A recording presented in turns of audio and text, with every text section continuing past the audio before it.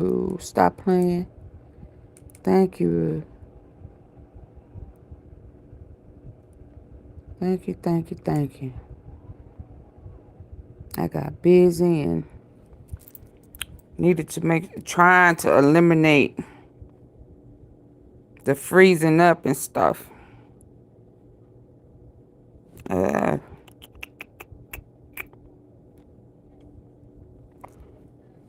oh my goodness. Oh my goodness. Oh my goodness. How you doing? Tea sippers, tea sippers.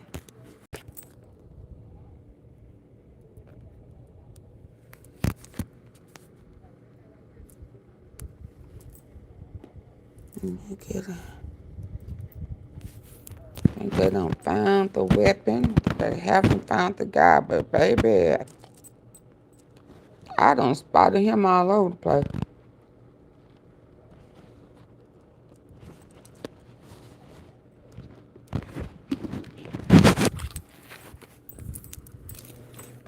I have one guy, got him running. Come on in, tea sippers.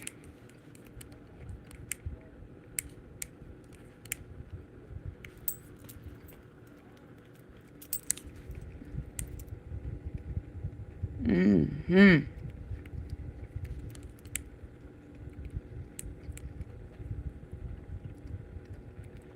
Everybody dropping the ball. Now I'm trying to see, are they dropping the ball on purpose or what? You wasted all that time on two different people. Hey, Willie Spencer. That would be the most important thing. Most important thing is my faith in my life. I die? If everything completely goes away, how do you want to be remembered? If I die, everything just goes away. How would you, if you could be associated with one thing, how would you want to be remembered? I want to be remembered for courage for my faith. That would be the most important thing. Most important thing is my faith in my life. I die? If everything completely goes away, how do you want to be remembered? If I die, everything just goes away. Wow. How would you, if you could be associated with one thing, how would you want to be remembered? I want to be remembered for courage for my faith. That would be the most important thing. Most important thing is my faith in my life. I die? If everything I die, completely Lord, goes away, how do you want to be remembered? If I die, everything just goes away. How would you, if you could be associated with one thing, how would you want to be remembered? I want to be remembered for courage for my faith.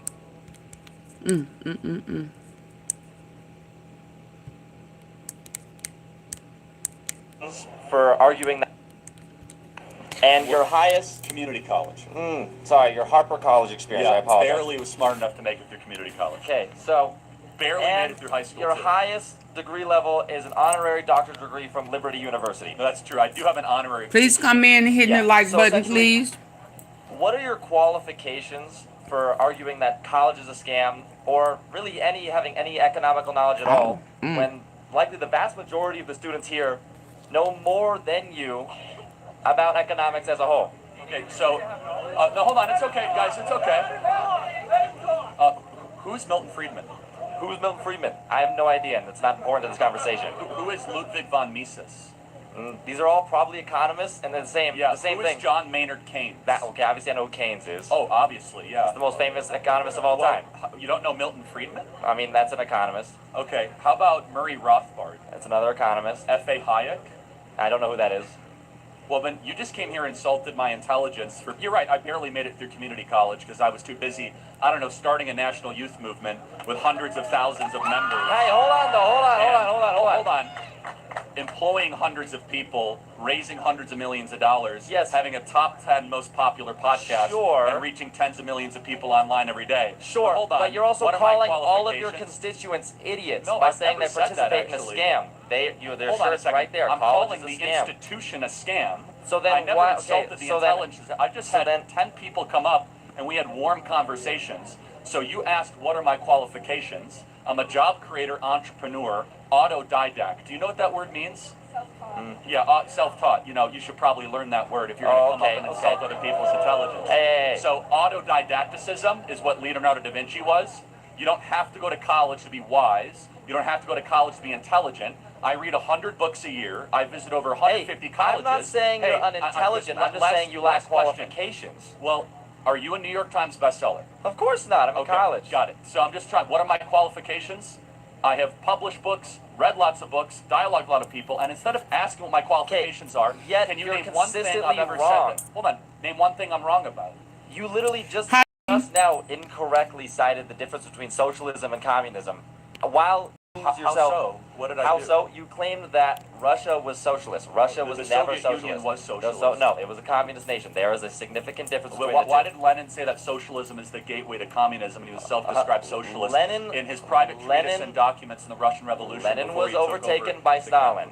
Hold on a second. No, Lenin died, and then Stalin was his successor. Yes. So, but Lenin himself said, quote, that socialism is the introductory phase to communism. Did he not say so that? then the vast majority of people, when they're referring to communist Russia, are referring to Stalin's rule over Russia. That was a communist rule. It turned into a fascist rule later on. Okay, so but what I accidentally deleted that. Stop playing. What thinker was deified? I'm sorry. Yes. Marx. Oh, and what book did Marx write? Yes, he wrote Capital, and he also wrote the Communist Manifesto. Who was his co-author? Who was co-author? Yeah, Engels. Good. I'm glad college is really paying off for you. Hey, so. Oh my goodness. So no, but it's okay. It's fine. If he comes up here and insults my intelligence, what are your qualifications? Doesn't even know the co-author of the Communist Manifesto or Das Kapital. But no, let me just does my lack of knowledge on that mean that I have no knowledge? Again, is that the same thing? thing? And insulted me, and you came up here, guns a-blazing, man. And let me just ask again, what did I say that was wrong? I said that under the generally agreed upon definition of communism and socialism, which are interchangeable terms, one is a more harsh degree of the other, is that the elimination of the family, the elimination of private property, and the deprivation of basic human rights such as right to speech, right to assembly, and right to worship. How is that not a good definition of communism and socialism? That explains the fascism better. Well, but in the Communist Manifesto, Marx said, quote, "We are here to destroy the nuclear family and eradicate the family because it was the original oppressive, tyrannical structure." He said religion is the opiate of the masses and that private property must be eradicated. I have just now documented all three of those with evidence back to original source documents. And then in practice, Russia did all those three things when they were the Soviet Union. So where am I wrong? But then at the same time, if you claim that those are all negative things, then why do you practice certain things in the doctrines that you just stated? Well, I'm not trying to take people's stuff away. I want people to have bigger families, and I want churches to remain open. Yeah, but the thing is your biggest thing, your biggest point that everyone here is for is that you're a potential white supremacist. So. What evidence do you have that I'm a racist? I was just literally watching a video of you talking about whiteness as a whole, talking about whiteness as a concept, okay? And you were trying to explain how white privilege doesn't exist. Correct, it doesn't. You are a white man. How do you know? Because I have eyes. Because you have eyes. That's and not I a description. Reason. So what can a black person do that I can't do in America? Or what can a black person do? What can I do a black person can't do? Let's think of some history right here. Let's go to the history of redlining. I don't need a history. I don't. Listen. No, you're talking about white privilege. You need a history lining. Clearly, you need a history lesson. I know your talking points better than you do, and I've read all the literature that you have. I've probably forgotten more about the literature. History affects the present day as well, and you know that's true. If you went to college, you would know. Well, hold on a second, but let me. So then why are you wearing the college as a scam shirt? Drop out.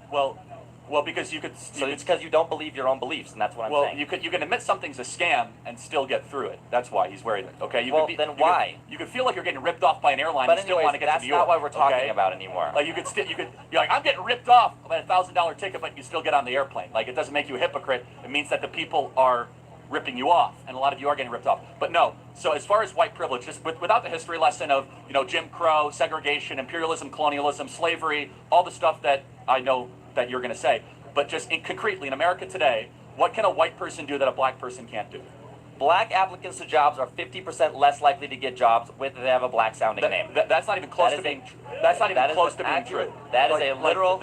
In fact, it's the opposite. I'm not going to argue your lived experience. I'm not going to know. See, now you have to listen to him under your rules because a black person is going to say you're wrong. I am. He can say I'm wrong. I know. Come on up to the mic. I know. I read your. My name's Keemon Dixon. I have a really black name. Please tell me how 50% of my internships have been denied when I've worked for Senator Mike Lee, Mayor Trent Sack, Speaker Mike Schultz. Hold on. I've worked for Congressman Burgess Owens. I've actually worked on his campaign. I've worked on the campaigns of John Huntsman Jr. Please tell me how my black experience and my black name has not given me shit. Go ahead. So, Hey, my name's Blair. Just got a question for you here. How do you feel about the black community receiving reparations? I'm against that. Yeah. Okay. Well, why so? Well, first of all, what is the black community? So, for example, do you mean like recent immigrants from Haiti or Nigeria? I do not. No. Okay, for sure. So you're meaning like ancestral descendants of slaves. Correct. That Yes, could be proven with documentation. Absolutely. Right? Okay. So to be consistent, do you believe that other groups that have been mistreated in America should also receive reparations? What are those other groups? Well, not necessarily by America, but let's just take one. Jewish Americans, right? Okay. They almost got eliminated in the Holocaust. Should they receive reparations? Not from us. Okay, not from us. Not but- from the United States, that is. Okay. So here's my view, and I want to hear yours, Okay. which is that I did not own slaves, and you Oh, were not wow. a slave. Correct. Right. So we are individuals, and therefore we cannot be held accountable or should receive something from something that didn't happen to us or something we did not do. That is a basic law of justice, that I can't be held accountable for something that somebody looked like me did, and you should not benefit from something that somebody you were related to. Now, you'll probably say systemic racism and how that passed down to generations. Happy to address that. The problem with reparations, though, is basically what you're saying is, I'm going to take money from Charlie I Kirk had for no something he idea, didn't y'all. do, and give it to a group of something, to somebody of something they also didn't do. For what reason? How is that just? So not so much how is it just, but there are those arguments that says because of what happened in the past, this group of people have been negatively affected from this nation's crimes against humanity to that certain group of people. And that's how we see it, or how some people see it, if you will. Okay, sure, but I will say that even if there is some truth to that, which I'm slave. Correct. Right, so we are individuals, and therefore we cannot be held accountable or should receive something from something that didn't happen to us or something we did not do. That is a basic law of justice, that I can't be held accountable for something that somebody looked like me did, and you should not benefit from something that somebody you were related to. Now, you'll probably say Let me systemic start racism. this over, y'all. I'm sorry. So you're meaning like ancestral descendants of slaves. Correct. That Yes, could be proven with documentation, Absolutely. right? Okay. Here, how do you feel about the black community receiving reparations? I'm against that. Yeah. Okay. Well, why so? Well, first of all, what is the black community? So, for example, do you mean like recent immigrants from Haiti or Nigeria? I do not. No. Okay, for sure. So you're meaning like ancestral descendants of slaves. Correct. That Yes, could be proven with documentation, Absolutely. right? Okay. So to be consistent, do you believe that other groups that have been mistreated in America should also receive reparations? What are those other groups? Well, not necessarily by America, but let's just take one. Jewish Americans, right? Okay. They almost got eliminated in the Holocaust. Should they receive reparations? Not from us. Okay, not from us. Not but- from the United States, that is. Okay. So here's my view, and I want to hear yours, Okay. which is that I did not own slaves, and you were not a slave. Correct. Right, so we are individuals, and therefore we cannot be held accountable or should receive something from something that didn't happen to us or something we did not do. That is a basic law of justice, that I can't be held accountable for something that somebody looked like me did, and you should not benefit from something that somebody you were related to. Now, you'll probably say systemic racism and how that passed down to generations. Happy to address that. The problem with reparations, though, is basically what you're saying is, I'm going to take money from Charlie Kirk for something he didn't do and give it to a group of something, to somebody of something they also didn't do. For what reason? How is that just? So not so much how is it just, but there are those arguments that says because of what happened in the past, this group of people have been negatively affected from this nation's crimes against humanity to that certain group of people. And that's how we see it, or how some people see it, if you will. How about your forefathers benefited and did not pay that debt, and you are possibly benefiting from that inheritance that was passed down? So you benefit. So what should have been passed down to the descendant of slaves should be reimbursed. Yeah, that's how that goes. It's not one-sided, but carry on. Okay, sure, but I will say Okay, that y'all. So even if there is I some truth wasn't that which I wouldn't aware agree of who he was yesterday, nor was I aware of his views and his demeanor.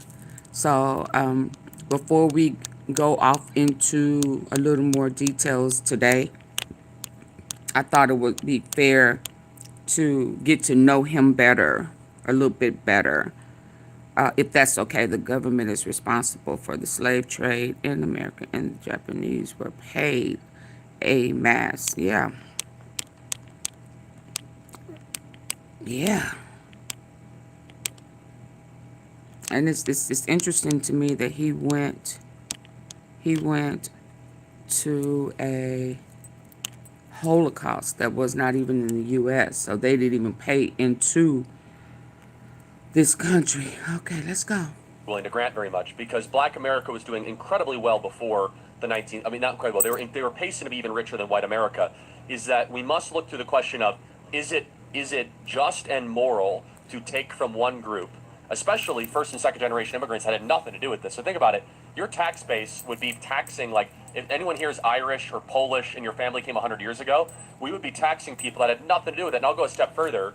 My family fought on the Union side of the Civil War, right? So you're going to be taxing Charlie Kirk, whose descendants fought to free the slaves, to go give money to people that were descended, from slaves. So what is a way that we could try to help all communities? Here's maybe we can find some common ground, right? Listen. Instead of reparations. Sure. Is that we need to break the cartel of public sector teacher unions, allow school choice to occur, and make it easier for people of all backgrounds, but specifically Hispanic and Black individuals and young kids to have a quality education, because a good education in K through 12 is one of the most assured ways that they'll be able to succeed later in life. Secondly, we need to put fathers back in the home. Yeah, I agree with that. That's 70% of Black kids are raised without a stable father in the country. So if we can find common ground on that, I think that would go a lot further than just giving cash for people that happen to be related to something evil that happened a little while ago.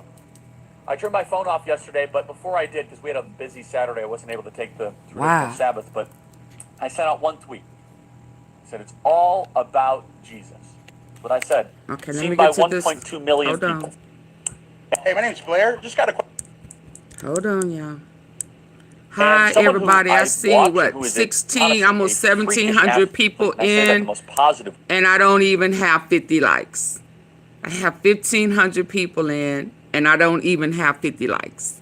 Can we take the time just to double tap your screen if you're on your phone? Just a nice little, 2 times if you haven't already.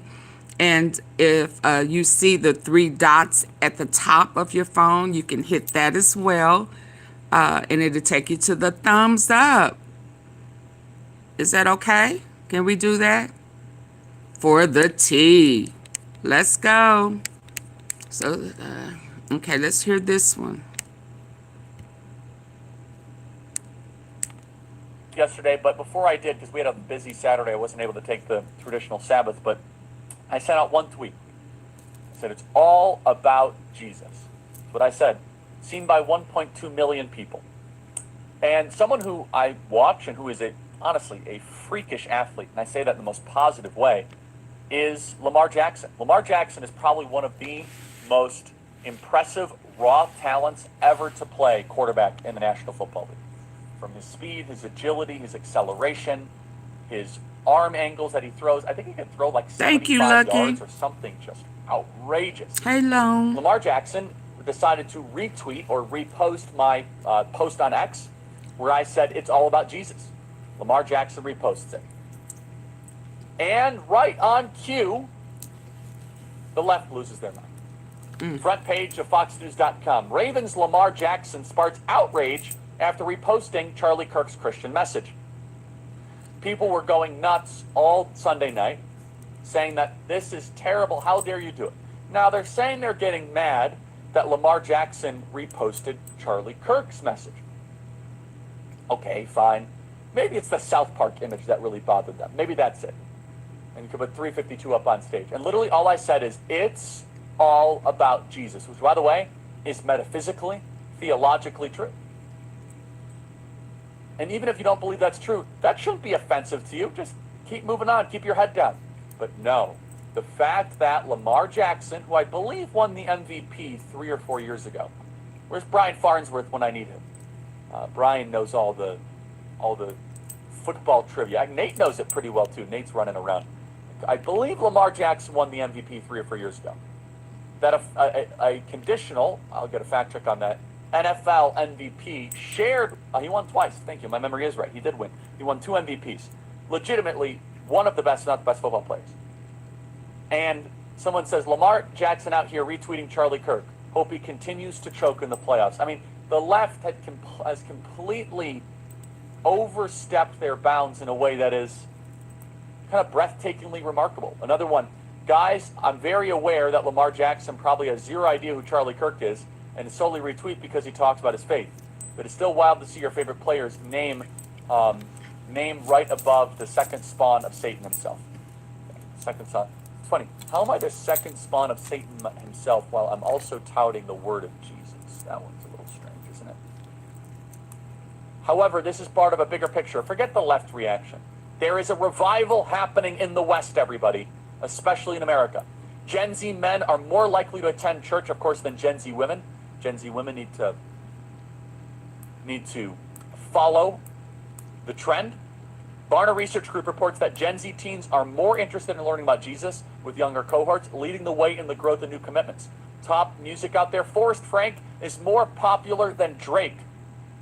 Forrest Frank is a Christian musician, and people really like his music.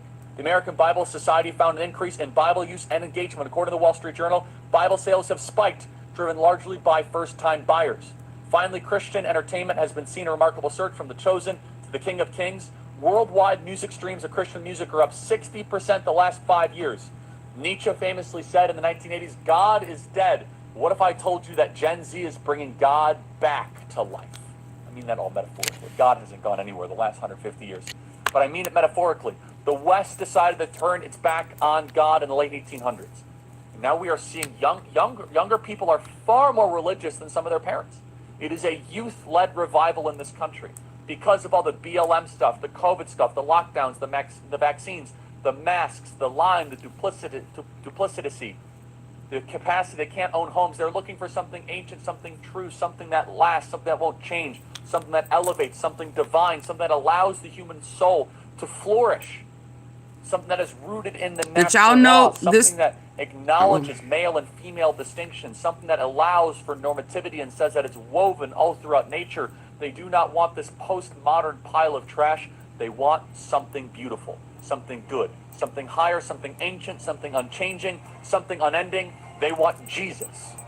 Praise God for that. And the final question that we've got time for today is from Sammy McDonald from St. John's College.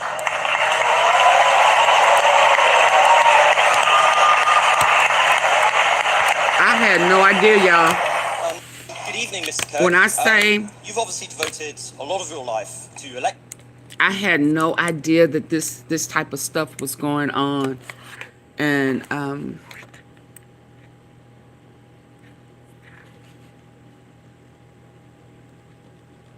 don't think I've ever really been speechless, kinda.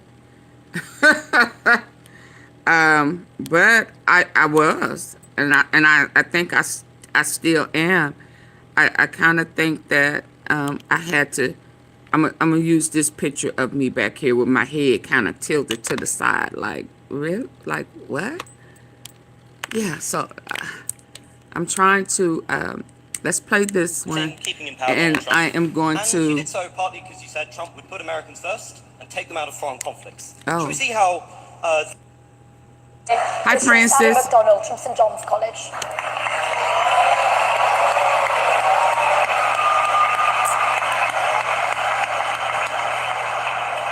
Good evening, Mr. Kirk. you've obviously devoted a lot of your life to electing, keeping in power Donald Trump. And you did so partly because you said Trump would put Americans first and take them out of foreign conflicts. Should we see how that is going at the moment? Currently, Trump has just accepted a $400 million debt from Qatar, which we're assured is perfectly above board. Billions in arms are going to Saudi Arabia, which they're using to bomb and starve Yemeni children. Hi, Not sure how much Desire. it's in the interest of the United States, but it might be in the interest of the $5.5 billion deal his failed sons are receiving. At the same time, this great president of peace has greenlit mass killings not just in Yemen, but in Gaza, where he greenlit an invasion called Operation Gideon's Chariot, with the express aim of wiping out the Gazan population. You promised to put America first. Haven't you and your ilk sold America out? Oh, wow.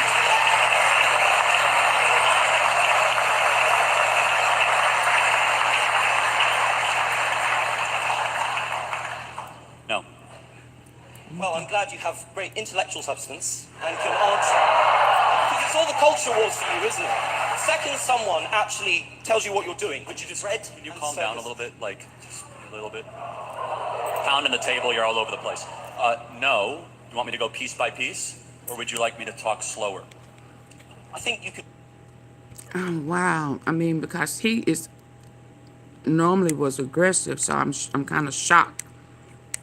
Okay, but let's go. Second someone actually tells you what you're doing, which you just read. Can you calm down a little bit? Like, just a little bit. Pounding the table, you're all over the place. No. You want me to go piece by piece? Or would you like me to talk slower? I think you can. Number one, Donald Trump is convening a peace deal between Russia and Ukraine. Joe Biden gave them that's armaments. going well, isn't it? It's going well. Can you not interrupt me? well. I allowed you to talk uninterrupted. You're famous for not interrupting. I haven't interrupted a single person here today. Can I speak uninterrupted, actually? Okay. He is convening a peace deal between Russia and Ukraine. I believe we will see an end to that war. Number two, he's actually talking to Iran and discouraging Israel to strike the interior of Iran, and has stopped many other international countries to do the same. Number three, can you give him credit for ending the Indian-Pakistan war? Both of them said he didn't do that. Well, hold on a second. Let's go back. No, that's important. Russia, Ukraine. Hold on, that's important. Can I speak now? Yes, but the Indian-Pakistan thing, you got to go deeper than that. Let's go in order. Is a peace summit where the main person in question, Russia, doesn't show up? Is that a success, Mr. Kirk? I'm not even sure. I'm not even sure. Is that a success? Well, again, these are ongoing negotiations, and it's a lot better than when Did your you Prime see Minister, the Boris clip Johnson, went where- alongside our Secretary of State, Tony Blinken, to Istanbul and unnecessarily blew up a potential Russian peace deal, which has resulted in hundreds of thousands of Oh, dead yeah, I know it's Ukrainians, coming. One of the great Did he unnecessary upload it wars of today? the modern era. Donald Trump believes in conversation and You police guys through ever strength. He has hear been president for well over 120 to 130 days, and he has already ended a war between two nuclear conflicts of India and hold Pakistan. on. He has Hi, secured our Moms, own U.S. southern Mushrooms. border while we were being invaded by foreign Watching powers. from Michigan. And thirdly, Hello. he is brokering a potential settlement with Iran You guys that will ever prevent hear a major escalation in the the Middle East. And most finally, sad it is very where difficult, but I elite believe they'll get it done. And we'll assassins finally from see an it. end to the Russian-Ukrainian war. He I'm just exposed going to too disregard much. the You talking lies about put out there about Russia and Ukraine. Do you Chase? really You're think talking leverage- about negotiations work. You cut Charlie? off all your leverage and scream at one party in the Oval Office. Don't you think that? Better than when your Prime Minister, Boris Johnson, went alongside our Secretary of State, Tony Blinken, to Istanbul and unnecessarily blew up a potential Russian peace deal, which has resulted in hundreds of thousands of dead Ukrainians, one of the great unnecessary wars of the modern era. Donald Trump believes in conversation and police boot through strength. now I understand why everybody was saying just because you didn't agree with his opinion. So I don't think I quite understood it yesterday. It was just so overwhelming. I saw it today. Can't remember if it was done today or not. Okay, I'll come back after this one. So yesterday, when I kept seeing that, I didn't understand how deep that was and where it was coming from and how intense it was. I understand a little better, well, a lot better. Hello, Kamonica, that's a pretty name. Hello. Welcome. Yeah, so, yeah. And it's a lot of this. It's a lot. So I can also understand why Donald Trump loved him. I'll be riding with you. Thank you. I understand. But yeah, but was he sacrificed? That's still my concern. And I'm not too forgiving with the way they just chimed in on two elderly men yesterday, and I'm sure they, they have pictures of the guy, because if I have pictures of him, I know they have pictures of him too. So, but you let him get away, chiming in on someone that you should have known wasn't him. But let's go. Is that a success, Mr. Kirk?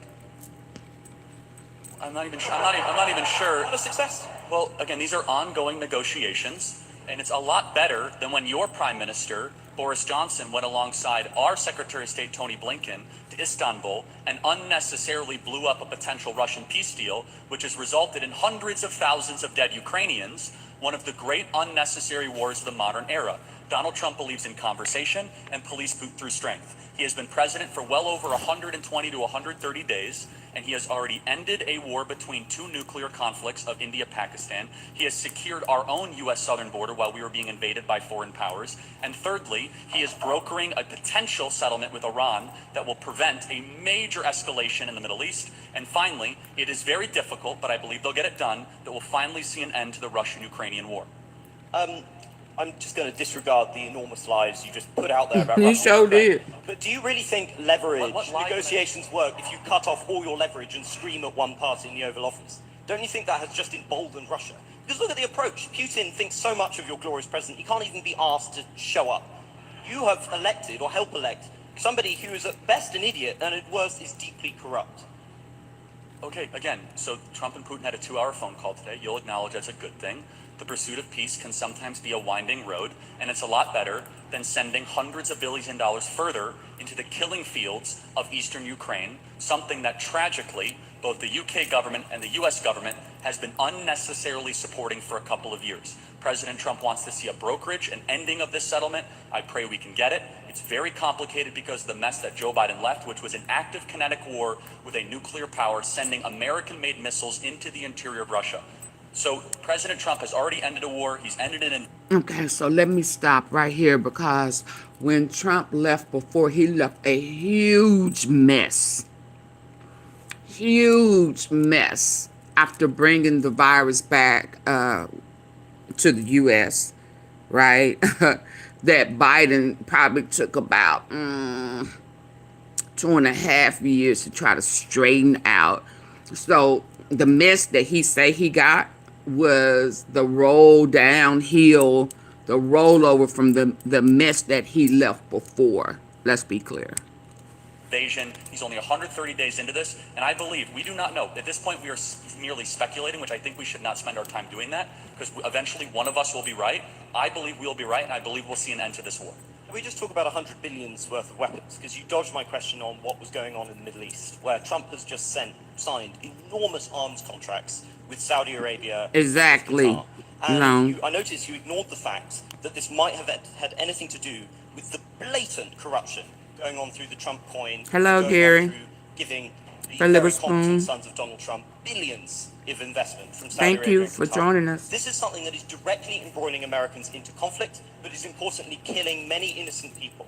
Those nations have been known to terrorize innocent civilian populations. So if you're coming to me and you're objecting to America selling weaponry, why are you defending shilling for the Saudis? Well, hold on. One is sending weaponry, one is purchasing. Secondly, you do know that the biggest purchase that was announced was commercial airliner, 737, $100 billion. You've heard of Qatar Airways. They purchased $100 billion of commercial airways. You are right, there were some weapons contracts. But I guess the question is, would you rather have Saudi Arabia buy weapons from America or China? Yeah, Rather I'm than going to not show have y'all. American weaponry at cut price rates. See, I disagree. Let's Hold talk on, about I think Qatar that's for a second. Okay, fine. You mentioned Qatar. You've been talking a lot about Hamas and the evils of Hamas. Can I ask you, who is the main funder of Hamas? Well, the Palace State. Well, the West actually funds Hamas. Which state? Well, Iran funds. No. Also, Where are the Hamas leaders? And also Where are the Hamas Qatar leaders? funds Hamas. Yes. It is a combination But is of this a state international we should relief have a organizations. 400 million jet with the President of the United States on Well, it? hold on. First of all, it was not given to him personally. I understand the optics of it, but it was not given to him personally. It was given to the U.S. government. And under that standard, no U.S. government should ever receive any gifts from any foreign No, he countries said that's whatsoever. It's not his. given to him personally and not a violation of the. Why is he trying to the transfer it Imam- to his personal? Yeah, I heard it was his. Actually, okay, It is. and he sent out You're a lying. statement. This is way too in the weeds. If you want to keep on going it, we can. He not actually, it's a he said, fundamental okay, moral principle. Okay, so under that fundamental moral principle, then, can you acknowledge, though, that President Trump is getting more done in a less period of time than any president we've seen, while our prior president did not even know what year he We're got talking elected. about why is he You understand saying the that that's his What about point? him again? I'm not a defender No, of Biden. I'm not saying President Trump is far better You than have to defend the person you spent millions to I am. elect. I will defend every day of someone who ends an invasion. That's all you do, who isn't it? brings down the price of oil, who is revitalizing the American economy, who's brokering peace, who stopped the potential nuclear war, who is bringing Iran to the table and bringing Russia to the table. Someone who does not want armed conflicts with the greatest powers of our time. I will defend that endlessly. You are living What are you in a defending? fantasy world of your own creation. So it's quite hard You to can engage say that, with. but then disprove But it. let's check on how Trump is doing in terms of diplomacy. Look, with the war in the Middle East, do you think it was a defensible decision to tell the Israelis you wanted Trump Gaza to agree for Israel to invade the Gaza Strip and to continue to murder thousands of innocent children and civilians in a pointless war? Is that in America's interest? Is that in humanity's Well, interest? first of all, you should know something about Trump. There's something. He's a. Hey y'all, I'm not sure if I haven't been able to confirm this. I just got a message saying that there's a campus alert at Southern University and A&M College. They have potential threats and a lockdown. So if you have young adults that goes to Southern University Law Center, Southern University Agriculture Research and Extension Center, and Southern University Laboratory schools, check on your kids. And just to double check, I'm not sure if it's true or not. I just got a message. It's a campus alert at Southern in Baton Rouge. If you realize with Trump over the last 10 years, he is quite the social media user and uses hyperbolic language at times. But let me ask you, in the conflict of Israel versus Hamas... Hyper what? I believe both Hamas and the Israeli government are evil, but I think also that there is no justification. Are they equally? There is no justification for the murder and mutilation of thousands of innocent people and children. Let's- The futile. Let's hear them out. There is no justification, Mr. Kirk, for invading hospitals, for bombing innocent populations, and dragging out a war which is damaging Israel and the West. You've made that point, but... Well, it's not a point, it's a moral truth, isn't Okay, it? yeah.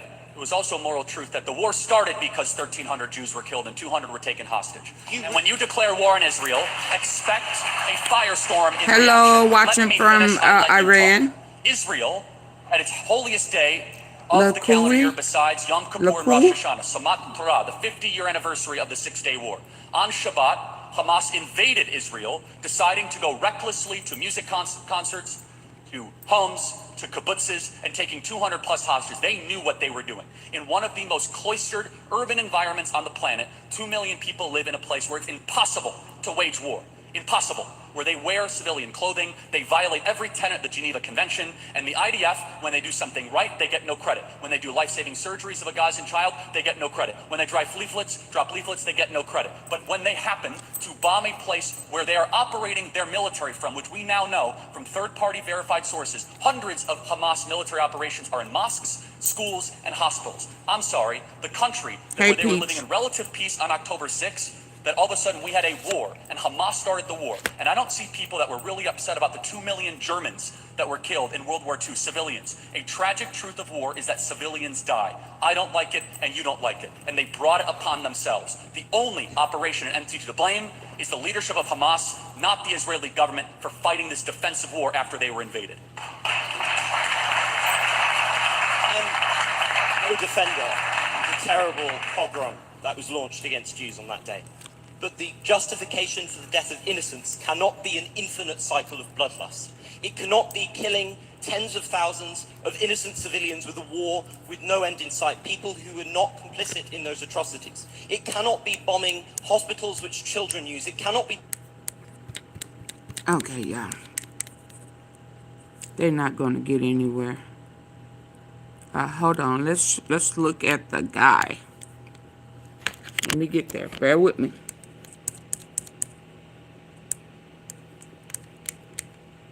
And then we'll get to the update.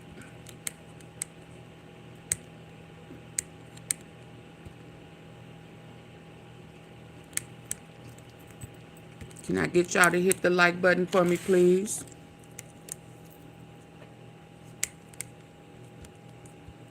Please, please, please. Like, share, support. Super chat, super sticker. I want to show y'all the one. I know everyone has seen the one with him on the roof. That's been passed around.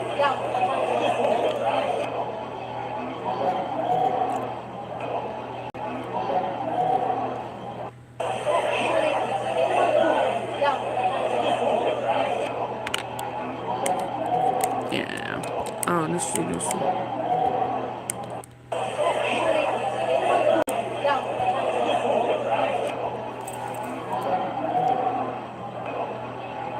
Oh yeah, that was a different angle. But then I got this one. Last night. No, 8:32 this morning. Somebody's shooting over here. Pile of people running. There he is, right there. That guy. He's the guy. Somebody's shooting over here. Pile of people running. There he is, right there. That guy. He's the guy. That's him. Running. Somebody's shooting over here. Pile of people running. There he is, right there. That guy. He's the guy. All black. That's what they told us yesterday, and that's him. Pile of people running. There he is. Let's right get to the update. That guy. He's the guy. Somebody's shooting over here.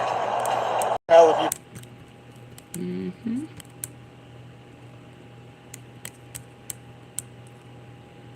And they found the weapon. And it had a message on it. Did y'all hear that? It had a message on the weapon. Never heard of that before, but let's get caught up.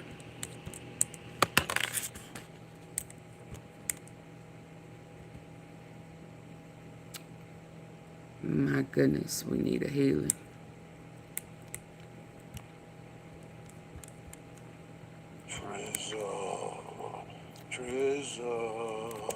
Mike's hot honey.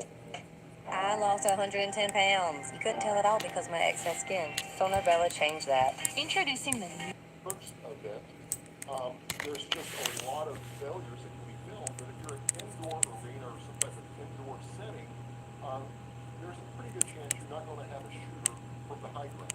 So I would... Hold on, let me back it up. As well. I mean, it is...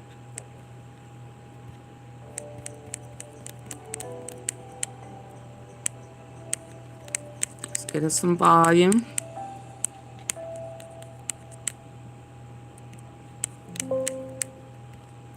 Let me know if y'all can hear this. Right there, the governor spoke at this one just a few moments ago. They had bagpipers. Can y'all hear? Just a couple of minutes ago as well. So certainly a somber morning. Give me a 1 if y'all can hear that, okay? Or 2 if you can't. Inside some of these commemorations as well, coming up in just a little bit.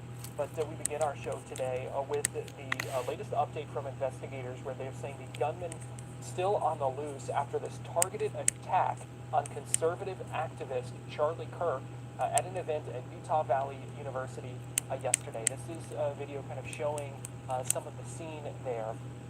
Now, the latest from investigators is that they are able to track the gunman's movements on and across campus before and after the shooting. They have not released any details about that suspect, or not, at least not many details about that suspect, but they say that the gunman appeared to be around college age because they say he, quote, blended in well with the campus community.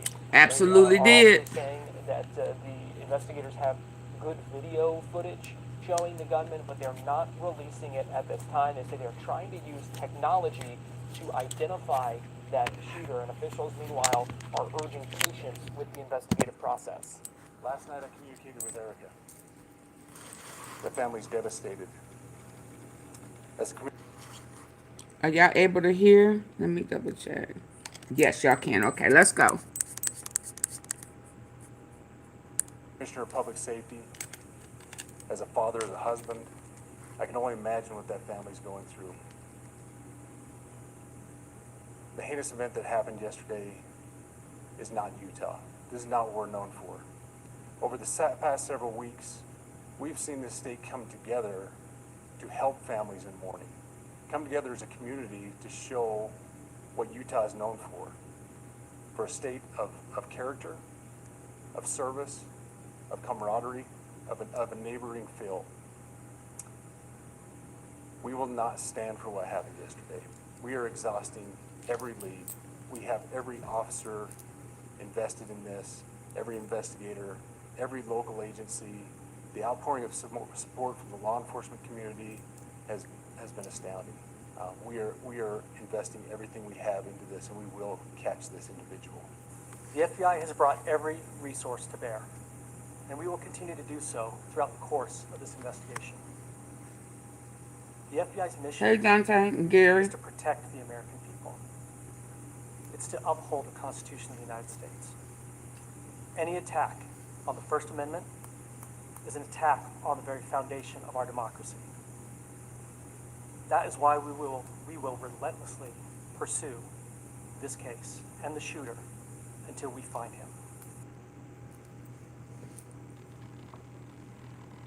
So that was a word from the FBI officials just moments ago, giving that update there, and we hope to talk more about this investigation in just a little bit with James Copenhaver to kind of break down where things go from here, how this investigation might be working. So we're going to take a quick break here on Fox 35 News Plus, but we'll be right back. As we do so, let's listen in here to this ceremony going on right now in New York City as they read the names of the victims killed on this day 24 years ago. Oh, yeah. David McCaffrey. Ann M. McHugh. Moment of silence for 9/11.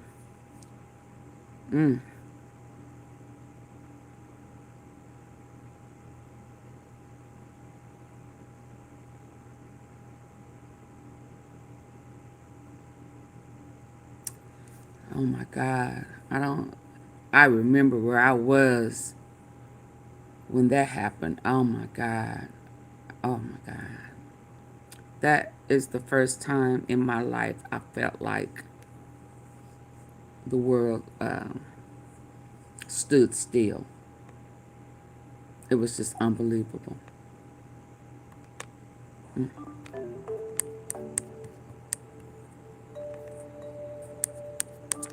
Unbelievable.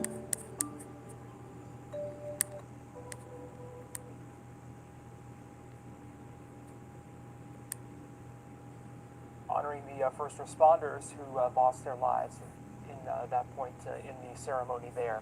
So certainly a somber day on a number of levels here as we commemorate that 24th anniversary, and also learning more about this shooting. We talked about it just a couple of minutes ago.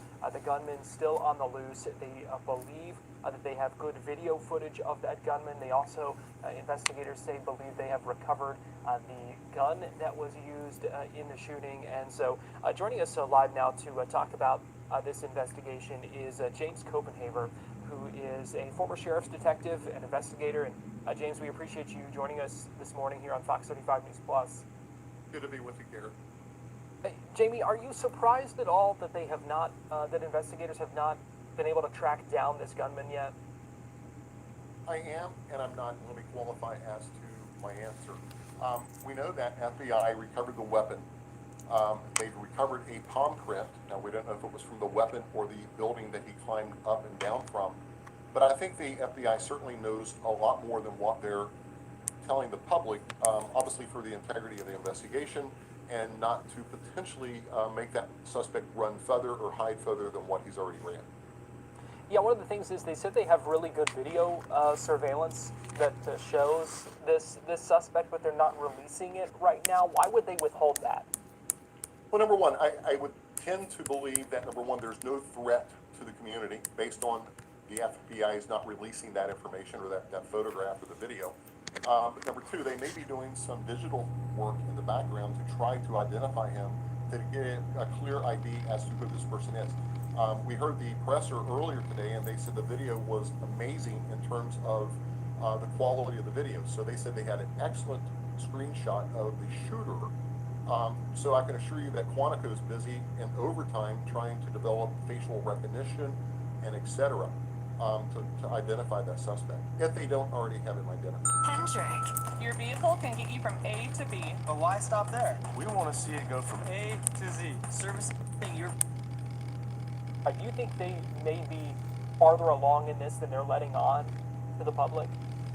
I mean, I would certainly be guessing, Garrett, but my thought process, based on everything they have up to date, that they've released publicly, right? We don't know what they have that they haven't Hi, released. Valerie. I would tend to believe through cell phone data, metadata, and other forensic data that they've collected, they probably have a pretty good idea as to who the shooter's identity is. But it's just a guess. You know, the FBI sounded very confident in the evidence that they've collected thus far, sharing it with the public. So I would tend to guess they're a lot further along than what they're releasing. They also talked about a high-powered bolt-action rifle that was recovered in the woods nearby. I want to ask you a couple things about that. And first of all, you know, what that might tell us, because we know this was a shot that was taken from quite a ways away. Yeah, I mean, a bolt action would be it would be synonymous with a .308 caliber, a hunting rifle, a long-range weapon, right? I'm hearing anywhere from 170 to 200 yards away that shot was taken. We've seen the graphics of where the building is as in relation to where CHARLIEKIRK was sitting. So it was a very long shot. I will tell you, just as a former hunter and former law enforcement official, that was a very well-placed shot, in my opinion. Yeah, it's like he would have. So, you know what I would call. He looked like he was young. He was up high. He was on the roof, but it was. I don't know where he was. I mean, it almost. Well, man, that was horrible. It was horrible. But it looked like, to me, the young man would have to have either been in the military, a sharpshooter, or a hunter. Yeah, you just would have to be military, something in that nature. People, I'm hearing on social media that it was a professional hit, that maybe foreign actor states are involved. We need to hold back on that, because if you're an avid hunter and you're out practicing and you have the right equipment, you certainly could make that shot from 200 yards. What will investigators be doing, or what have they been doing specifically with that weapon and trying to learn from it? I mean, 101 police work, you're going to go run the serial number of the firearm with ATF and find out the history of that weapon. You know, we've learned in past scenarios, such as Butler, PA, for the now current president of the United States, that weapon was traced back to the family of the shooter. So let's hope that the ATF puts their work into progress. So they know who the family is. Oh, well, that's good. They know it was traced back to the family. They may be close. Caveat to that, Garrett. If that gun was stolen, or if it was bought illegally, it may not be traced back to the actual shooter. Oh, wow. For CHARLIEKIRK. So that would be one phase of it. What I'm more keen on are the fingerprints, or the palm print in this case, that they were able to recover. You know, prints are left everywhere, so there's a good chance that they're possibly going to identify the shooter based on that palm print, if that palm print is of good quality. We know that, you know, from what investigators said today, they don't believe, you know, with this being a targeted attack, they certainly don't believe anyone else, you know, in that community is engaged. Hey, It's naturally, kind of Norland. concerning to think about this this gunman committing such a brazen and heinous act to still be out there, coming up on, you know, 24 hours. You know, here's a telltale sign, and the telegraph by the FBI tells me that they have a pretty good idea who the shooter is. They certainly have a good photograph or video of the shooter. They're not releasing your love. that photograph or video to the public, which kind of instills to me they've got Thank a you for the handle party on, hats. because, you know, the first thing Yay. was, are they a threat in the community? And I would say Thank that you, if naturally, there was a current Norlands. threat to the community and they had no clue as to who the shooter is, they would release some type of composite to be on the lookout for, right? And we're not seeing that, so that kind of telegraphs to me they know a lot more than what they're releasing.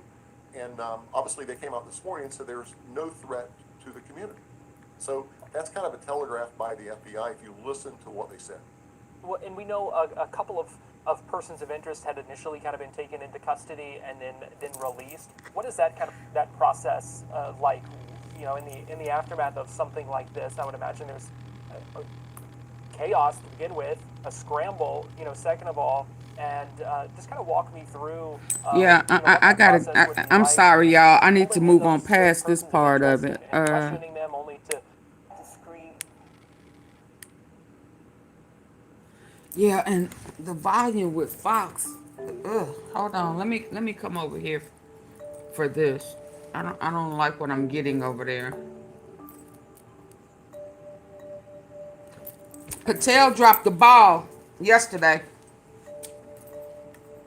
He wasted. There is a lot to update on this Thursday, but we begin with the new image just released by the FBI. It is a person of interest in Is this better, y'all? of popular conservative activist and Turning Point USA co-founder Charlie Kirk. Salt Lake City's FBI posting, "We are asking for the public's help identifying this person of interest in connection with the fatal shooting of Charlie Kirk at Utah Valley University. The number to call, 1-800-CALL-FBI." This latest bit of evidence from investigators who also revealed they've recovered a high-powered rifle near the scene. Yep, that's him. The FBI laboratory will be analyzing this weapon. Investigators have also collected footwear impression, a palm print, and forearm imprints for analysis. The targeted attack unfolded in front of an estimated 3,000 people at Utah Valley University on Wednesday. Hey, Kirk was hosting James. the first stop of a Hi, Daniel. multi-campus fall Inside semester college job. tour. About 20 minutes in, he was answering a question. Daniel, I agree with you wholeheartedly. He was sacrificed. Most sad. I agree. Let's see. The investigating authorities are asking public to help identify because they don't know who he is. Yeah, and again, I don't like the fact that they wasted hours fooling around with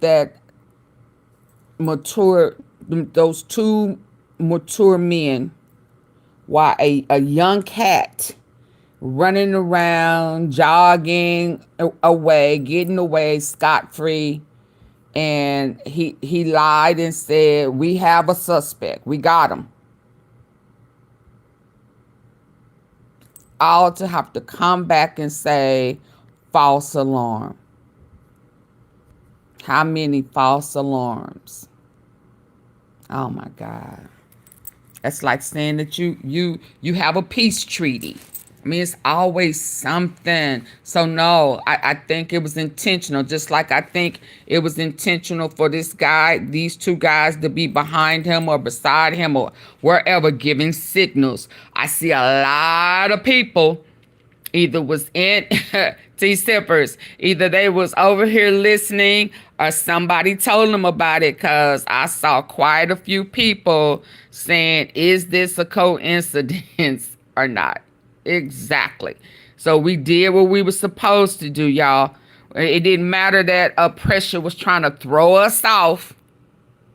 It's suspicious that these two people behind him, near him, gave off signals right before the shot. Yeah, no. And about mass shootings when a gunman dressed in black fired from a nearby rooftop, striking him and killing him. Kirk was 31 years old, married. He has 2 young children.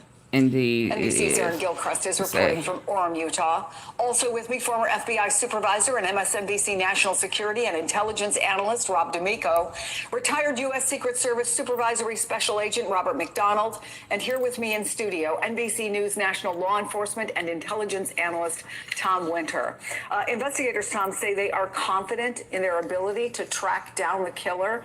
Tell us what information we got from the press conference, and obviously that set of photos, those for 2 firing photos, squad. that may give them that confidence. Yeah, from that press conference, they explicitly said that they had imagery of this individual in the stairwell arriving at the school, and that appears, based on the photos that we're looking at here now, where they got this information from. It could be a little bit difficult to see it because. So y'all listen. So yesterday they were saying they were in all black. That the suspect was in all black. So why were they even fooling with the guys in blue? Huh?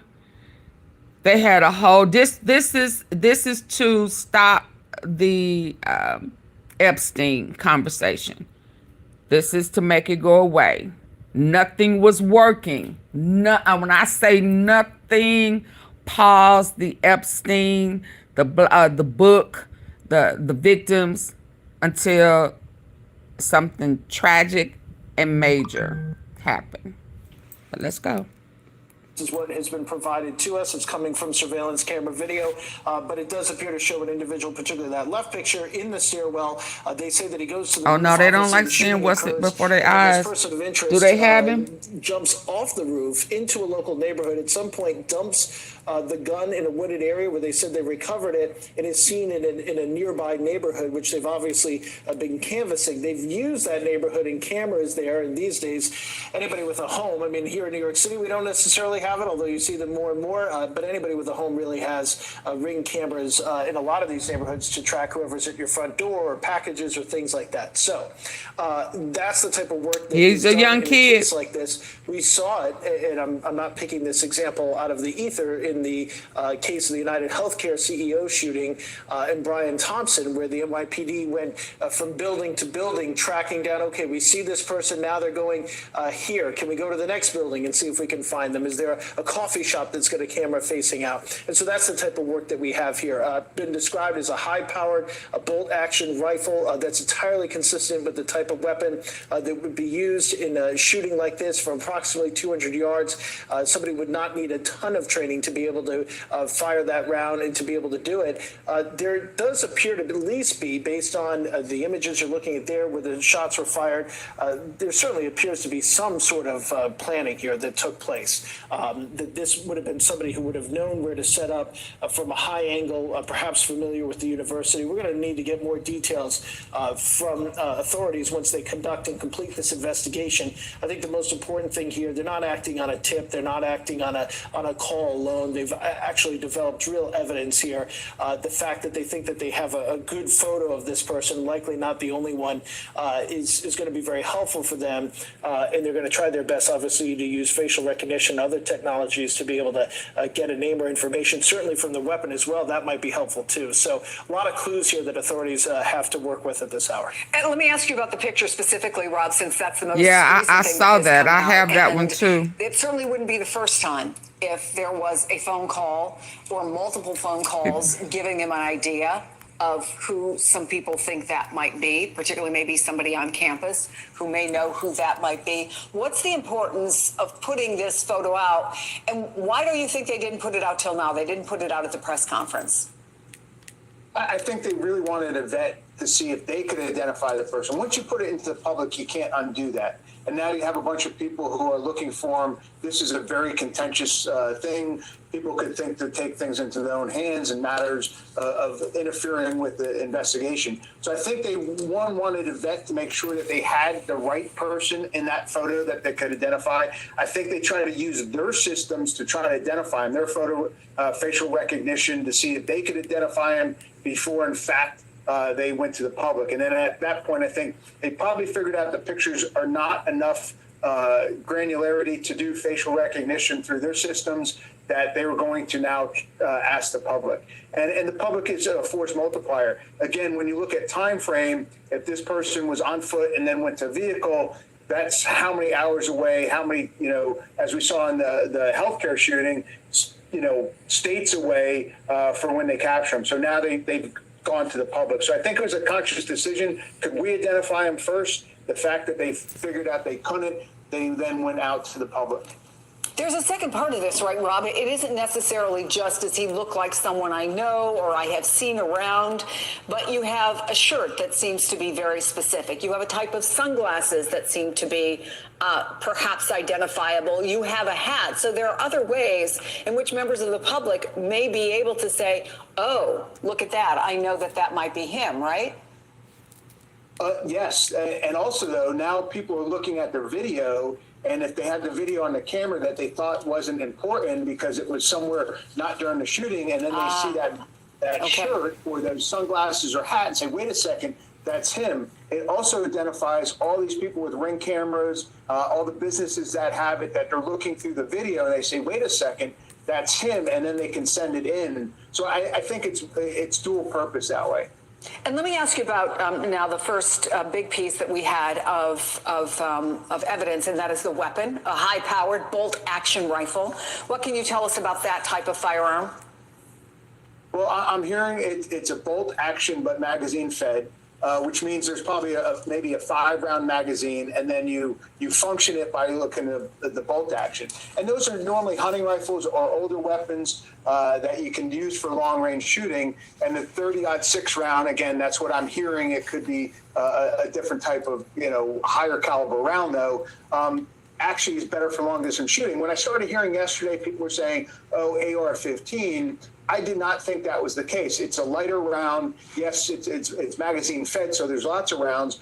But the fact that one shot was taken at a distance over 200 yards, not that a 5.56 can't do that damage, but this round is a lot steadier through the air. Again, you're shooting out there. I heard it was windy. And that round does a lot of damage because it's bigger and it's traveling at a high rate of speed. Hi, John, Joni John. Weapons. And again, it's not from hard Israel. Like you said, it's Hello. not that difficult of a shot. If you're a hunter, even please if you hit the have like some range button. every so often, you can get very accurate with that weapon, especially if it has a scope on it. Robert McDonald, let's talk about some of the other evidence. What, for example, could be learned from a forearm print and a foot impression? Yeah, good afternoon. I think Rob's comments are spot on. We're going to see some good old-fashioned police work here, picking up different nuggets of information and starting to put this puzzle together. I think this picture, he's absolutely right that they did the very best to identify this person. People out there now, too, in addition to those pieces of evidence with their cell phone cameras, as Rob said, they don't know what they potentially have on those cameras. So by piecing together all those different videos to try to see this person in action or setting up or escaping is going to probably put us in a good light to try to get him pretty soon and figure out exactly who he is and where he went after those shots rang out yesterday. Okay, so I got to pause, y'all. Okay, first, I'm pausing. Can we please hit the like button? Can we support the platform? I've had over 1,000 people today, and I appreciate it. Thank you. But can we hit the like button? Can the likes kind of match the people? Like, share, subscribe, join the membership, super chats, super stickers, cash apps, all the boxes, the gift boxes at the bottom, gems, all of it. I appreciate it. So Fox, Carolina, pausing for this update is saying multiple. Well, let me let y'all guys read it with me. Hold on. We are on alert. So now it's saying multiple historical HBCU colleges and universities across the U.S. are on lockdown Thursday after receiving threats. Check on your young adults. Make sure they're okay and safe. Yeah, I had to send messages just a minute ago. So check on your loved ones. Check on them. Make sure they're okay. Oh my God, this is so sad, y'all. This is so sad. This is sad.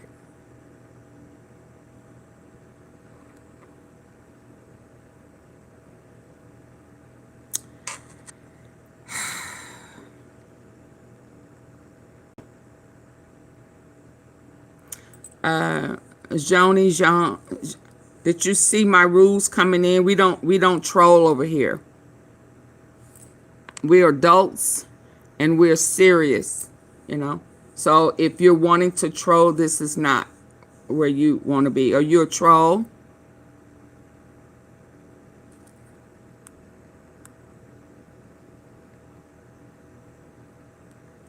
Do you need to come back another day?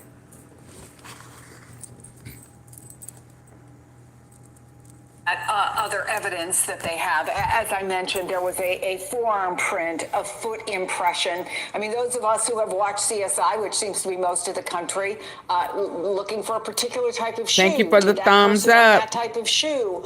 What are the other things that are going on right now in terms of the investigation that we might not be thinking of?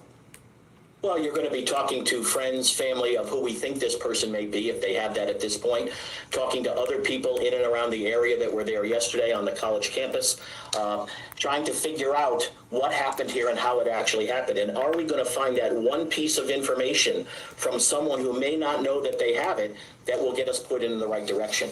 I think you're going to see a lot of personnel and assets working on this, taking all those nuggets of information, putting them together, communicating all the different agencies that are involved, and hopefully getting us pointed in the right direction, getting that one break that's going to allow us to put this together and get this person. Okay, let's see what's next. Hold on.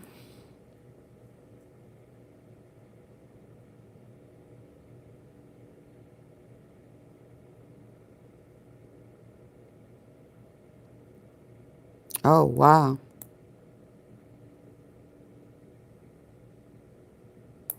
Hold on. I mean, it's right here, so I need to check it.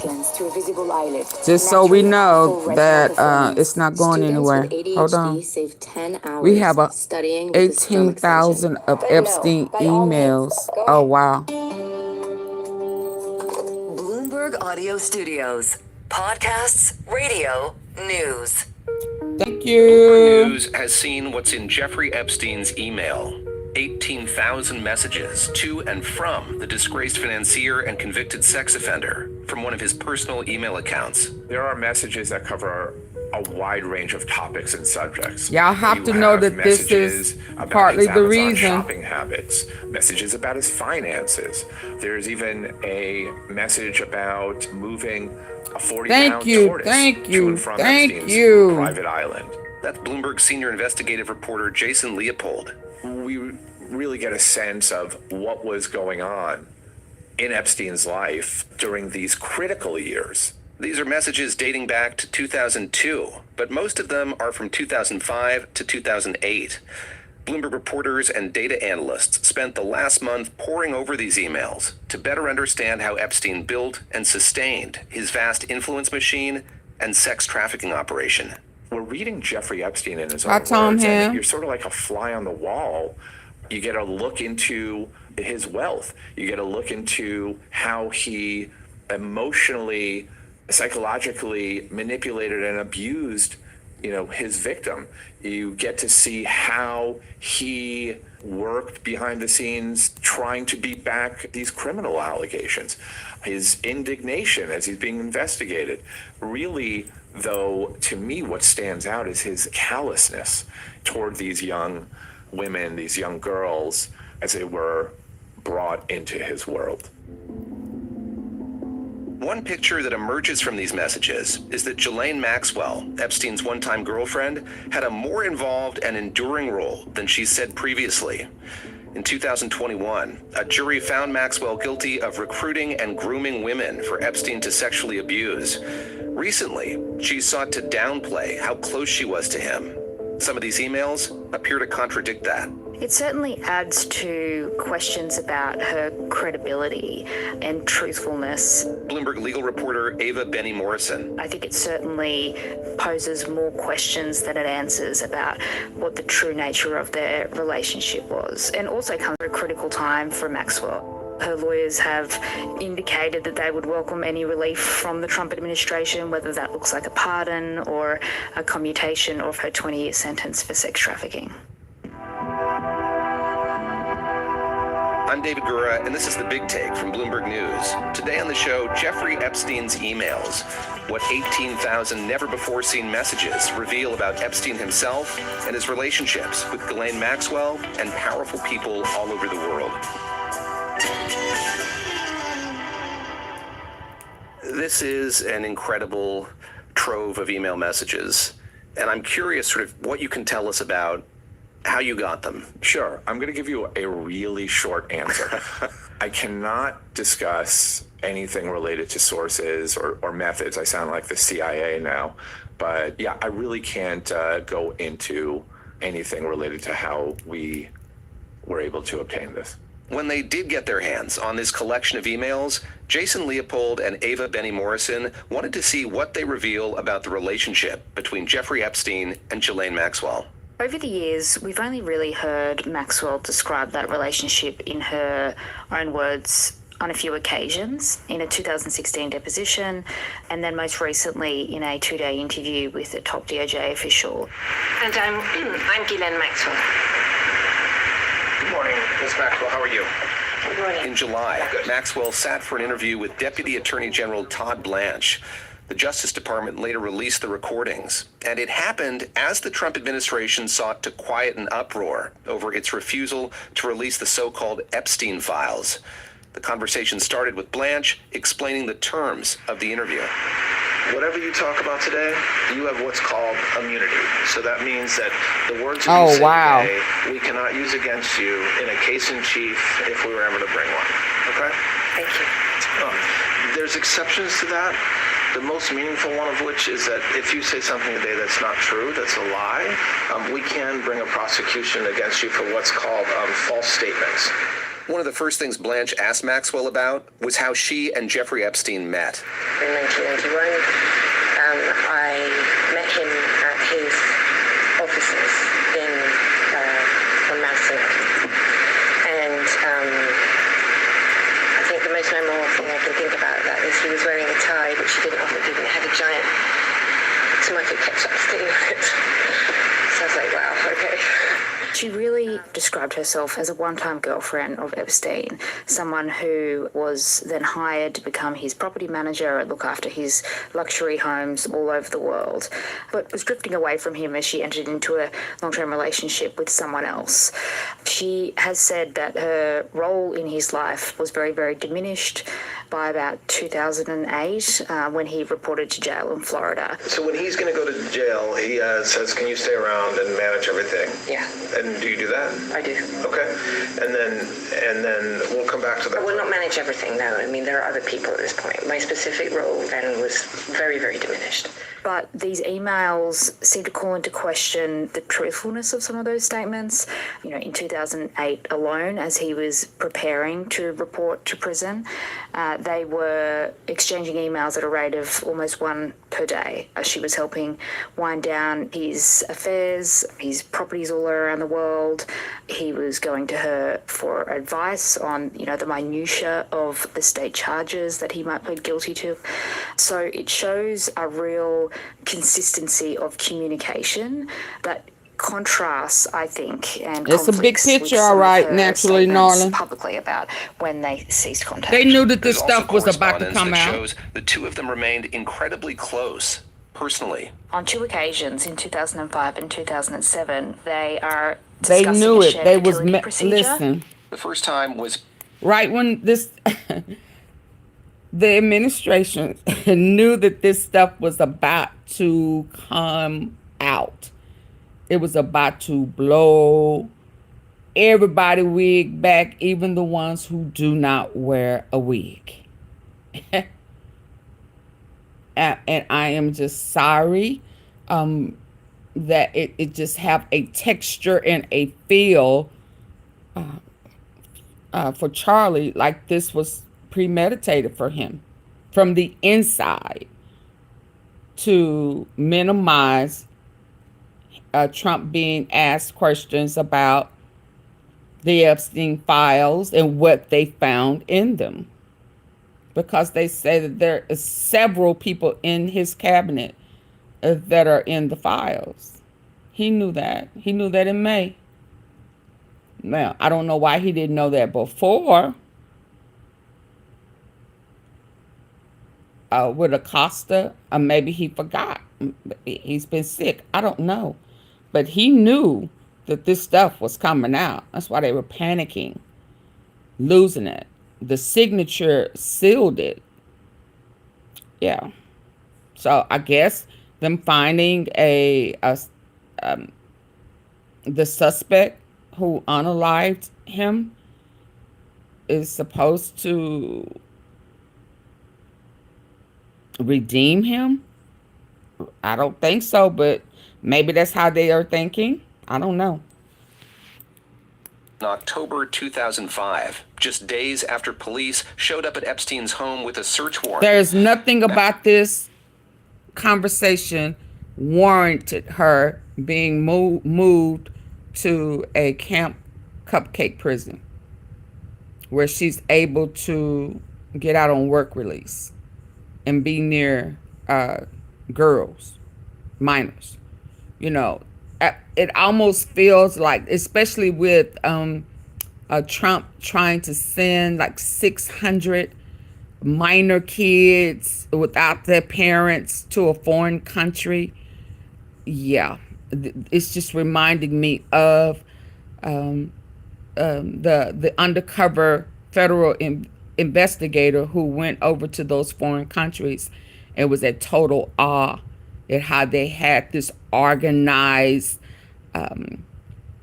hotel set up as a hotel resort on the outside, but on the inside it was torture for kids. Every room housed kids that these grown men had either purchased. Yeah, all of this sounds like it, and it feels like to me like the plan was to move her, allow her to, you know, escape or get out, like same as Epstein, and go and manage in some foreign country this operation this elite operation that they already have in place, that they pay, what was it, $150,000 a year, a membership fee. Oh my God. Oh my God. Maxwell sent Epstein detailed instructions for a sperm donation. She said he could collect a sample at home, but it had to be within 90 minutes of a procedure she had scheduled. About 2 years later, say that again. Hold on. Epstein another set of instructions at another critical moment. Hold on. 2007. Yeah, and listen, when I hear this collection of semen, it reminds me of Diddy when he has this. They had this fixation about the escorts icing. You know, they collected it, leave it right there. You know. And jarred it up and whatever they did with it, like they're gonna have 50 million kids one day and they don't even know it because they sperm I don't know what, but when I hear collecting of a semen, I think about Diddy. I ain't gonna even lie. And one of these email exchanges occurred just as he was preparing to sign a non-prosecution agreement with federal prosecutors. So that really undercuts what Maxwell has said about the presence that she had in his life, saying that she was pretty much all but absent from his orbit by that point. Maxwell has maintained Epstein kept her in the dark about the details of his first sexual abuse case from the mid-2000s. But these emails show she not only knew about the legal issues he faced, but she also helped him strategize during his negotiations with federal prosecutors. Oh, wow. These emails really do demonstrate her knowledge of the legal jeopardy, that Epstein faced in 2006, leading up to this non-prosecution agreement that he had signed that, saw him essentially escape federal charges. In exchange for immunity from those federal charges, Epstein agreed to plead guilty to 2 state felonies in Florida, including procuring minors to engage in prostitution. Again, he consulted with Maxwell over email while he and prosecutors negotiated that deal. So she was very much in the know. He's asking her, what do you prefer, lewd and lascivious conduct or procuring minors for prostitution? And, she's responding essentially by saying that she would prefer the former for the most part. Take us to 2009. So Jeffrey Epstein gets out of jail then. He served 13 months of an 18-month sentence. Ghislaine Maxwell has told the Department of Justice that back then her relationship with him was, quote, almost non-existent. What can we learn from the emails about that period of time? Well, there's a gap in the emails, and the communications pick up again around 2014. Wow. And Maxwell herself was under scrutiny for conspiring with Epstein in the trafficking of young girls. One of those accusers was Virginia Giuffre. In 2014, Giuffre accused Maxwell of helping Epstein find and traffic teenagers. That same year, Maxwell sent Epstein a request, quote, "Can you send me the file on Virginia that your lawyers have, or whatever info you have on her?" And by early 2015, Maxwell wrote to Epstein. She planned to distribute that dossier to others. So the communications between Maxwell and Epstein around 2014 really shows how Maxwell went on the offensive in terms of her plans to attack and discredit one of the victims who had accused her of being a co-conspirator. And she's exchanging emails with Epstein over the course of a year, more or less, and disclosing what she planned to do and how she intended to be incredibly aggressive in defending her reputation. Giuffre went on to sue Maxwell for defamation, for calling her a liar in a public statement, and that case was eventually settled out of court. Giuffre died earlier this year. Her family says the cause of death was suicide. Unalive. Ava, there's more than correspondence here. In these emails is a spreadsheet that kind of details what Jeffrey Epstein is spending money on, and that includes gifts of watches, cash transfers, gifts of lingerie. This is one of the most fascinating parts of this inbox was this spreadsheet. We had heard over the years how Epstein lavished gifts upon his victims and associates, but this spreadsheet really gives a meticulous insight into how he tracked a number of these cash transfers and gifts, $1.8 million worth over a 3-year period. In many of the entries, there's a description of the item that's been purchased or the amount of money that is being wired and why it's being wired and who the recipient is and the date. Many of the recipients are young women, assistants that worked for him, women who would go on years later to accuse Epstein of abuse and even Maxwell in facilitating that abuse. For example, there is purchases from the lingerie chain Victoria's Secret. There are child chocolates, there are tuition fees for massage schools, cash payments to cover rent for one particular victim. The initials GM appear next to about 250 entries, suggesting that Maxwell had a role in at least helping Epstein distribute some of these gifts. We actually spoke to one victim who received... Do we believe now, that there's a list? Are we still trying to play with them while they try to play in our face and act like it's not one? There's a list. Donald was what, 174?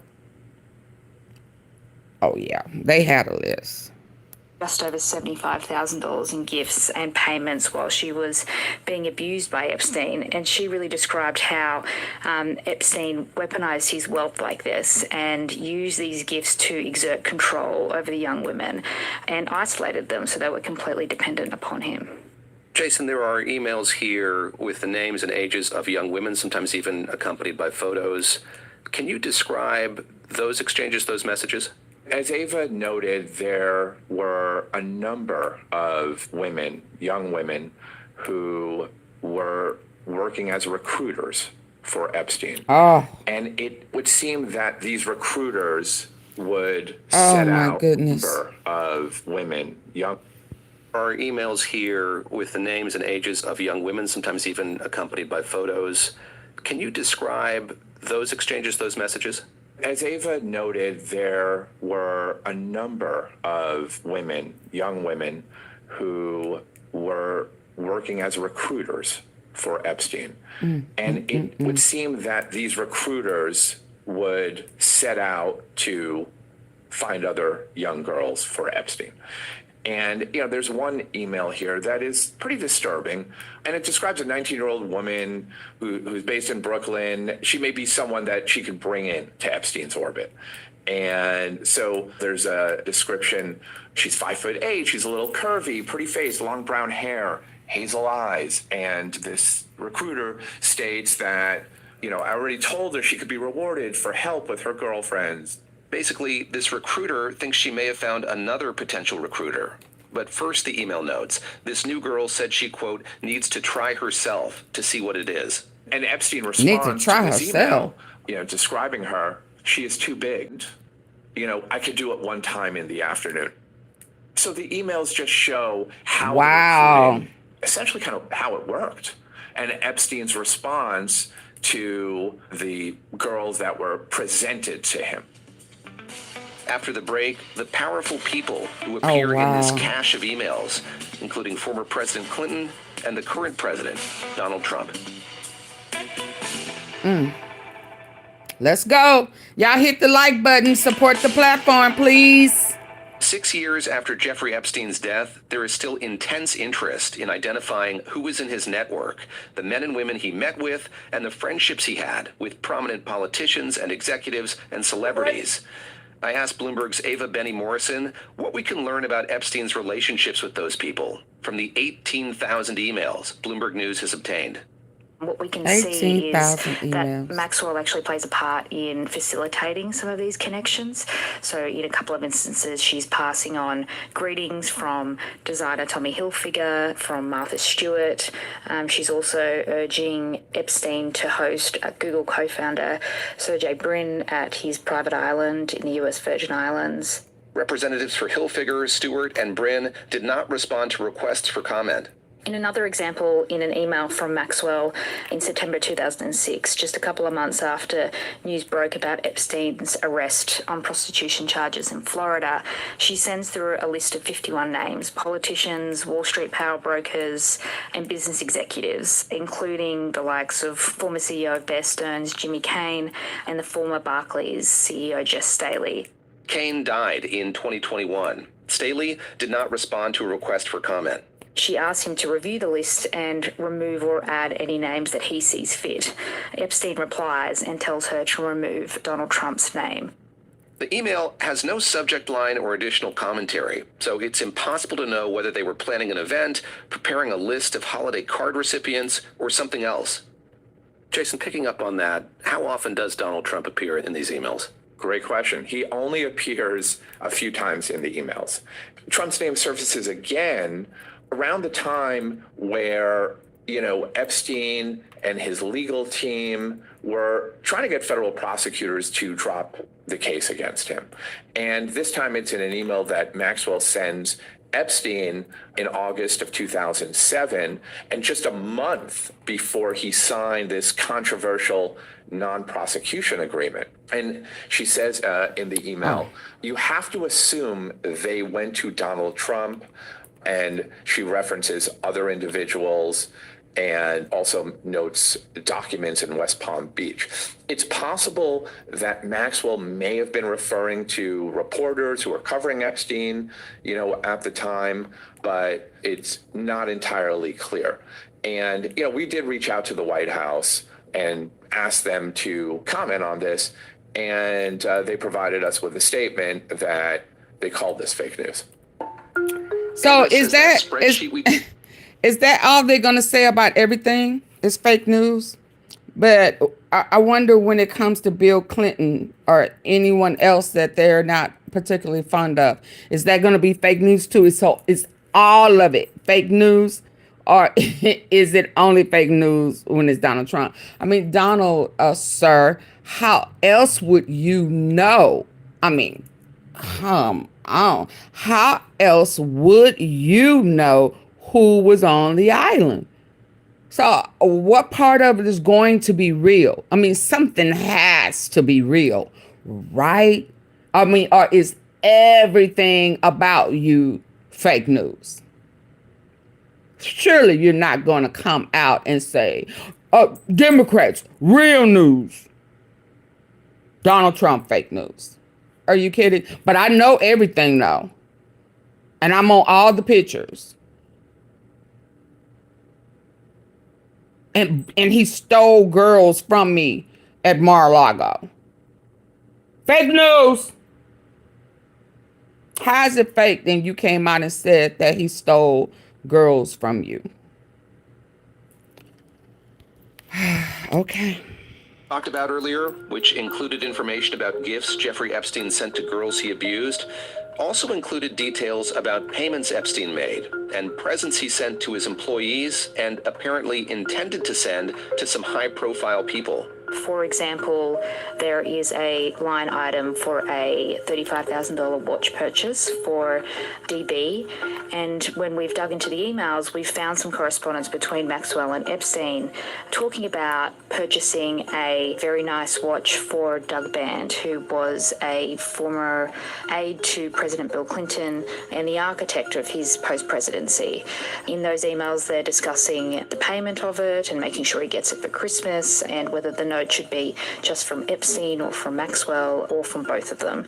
And I think the Doug Band reference is particularly interesting because it is a window into Maxwell's relationship with the Clinton world. I will point out that when we went to Doug Band for comment about the watch, a spokesperson for him said that he never received a watch from Maxwell. There's also a entry for a $71,000 purchase at a Lexus dealership for Alan Dershowitz. Alan Dershowitz is a very well-known lawyer. He's a Harvard law professor, and he was representing Jeffrey Epstein during his negotiations with prosecutors in Florida. And when we spoke to Alan about it, he said, yes, my wife drove the car mostly. I didn't really like it. Dershowitz told Bloomberg that when they'd pick up Epstein on visits to Martha's Vineyard, he didn't like the fact that their old car didn't have air conditioning. So he bought them a new one. Oh, wow. Dershowitz says it was part of his legal fees. Bill Clinton's name came up during that interview in July between Attorney General Todd Blanche and Ghislaine Maxwell. She said the former president was actually her friend, not... So, is this real news, y'all? Are y'all still with me? Can y'all hit the, give me a 1. Let me know y'all still with me and y'all can still hear. So, are we going to assume that anything Bill Clinton is real news and everything Donald Trump is fake news? Oh my goodness. Okay, y'all, I got over 2,000 votes Almost 800 people in here. Can I get some likes? Double tap the screen, like, like push his forehead, like just go 1, 2. If you haven't already, double tap the screen or hit the 3 dots on the top right hand side and give me a thumbs up. I would greatly appreciate it. This right here is madness. My goodness. It's interesting because she seems to kind of lay claim over that connection. And in the emails, there's several references to her updating Epstein on having lunch with Clinton today. I'm in Mumbai waiting for Clinton. I'm somewhere else waiting for Clinton. She doesn't specify in the... Please put all questions on a super chat or a super sticker. Support the platform. All questions on super chats or super stickers. I would greatly appreciate it. Thank you. Emails which Clinton she is referring to, but it's very clear from the emails that she did have her own relationship with the Clinton world, and this adds to the public reporting out there already that she also had a close relationship. Oh with yes, Chelsea they Clinton. are. A spokesperson. They were in cahoots. I mean, together they were doing business together. If you may be new over here, rare weirdo. They were about to have a upcoming, before they fired Comey, they were about to have the lawsuit. They were about to prosecute them. I mean, him, Trump, Weinstein, all, because none of them have been hit with Florida and their human trafficking or ex-trafficking. Florida was coming. I mean, that's where all the high-end adults, kids, right before she got fired, and, all of that happened with Diddy. So if you notice, Florida was never mentioned. It was only New York and California. And Epstein, Diddy, and Trump. I'm not sure about Weinstein, but they all had their island in Florida, Palm Springs, Mar-a-Lago. For Bill Clinton said the Clintons knew nothing about Epstein's horrific crimes and, quote, learned about them when the rest of the world did. Jason, let me close with a big picture question. So, as you've noted, we get a sense of Jeffrey Epstein's voice through these emails, kind of lays bare this contradiction between what Ghislaine Maxwell has said about her relationship with him and what it seems like it actually was. How do you think about the significance of this corpus of emails, especially on that note of that contradiction, that her relationship with him might have been closer and more enduring than she said publicly? I think these emails are hugely significant and incredibly important as it relates to a narrative around Jeffrey Epstein, Ghislaine Maxwell, and what their world looked like. It adds so much to this narrative because even with all the books and news stories and court documents and the fights that are taking place within the administration right now about releasing Epstein files, it underscores that there is still so much to learn about their relationship. There is still so much to learn about the way in... Yeah, and she is KK. I mean, well, KK is her. I really, during the trial, I kind of laid out the hierarchy. She, under their pyramid, she is the top, she learned a lot from her dad. So she's the top, then him, then Trump, then Diddy, then Jay-Z. That's the hierarchy. She got it from her daddy. That we don't know for sure how he ended up in the water off of the boat, but they say he had a heart attack or something in the water. Why do all these people have these mysterious unalivings? And then afterwards, she found out he had been milking everybody. and he was broke, and she just kind of took off. And then she started this human trafficking pyramid. $150,000 a year. Epstein operated this network that resulted in the abuse of, according to the Justice Department, more than 1,000 girls, young women. And the emails add some. Okay, y'all, listen, I'm going to have to pause for a minute, take a water break. Y'all get the lights up. I'll be right back. Go get hydrated.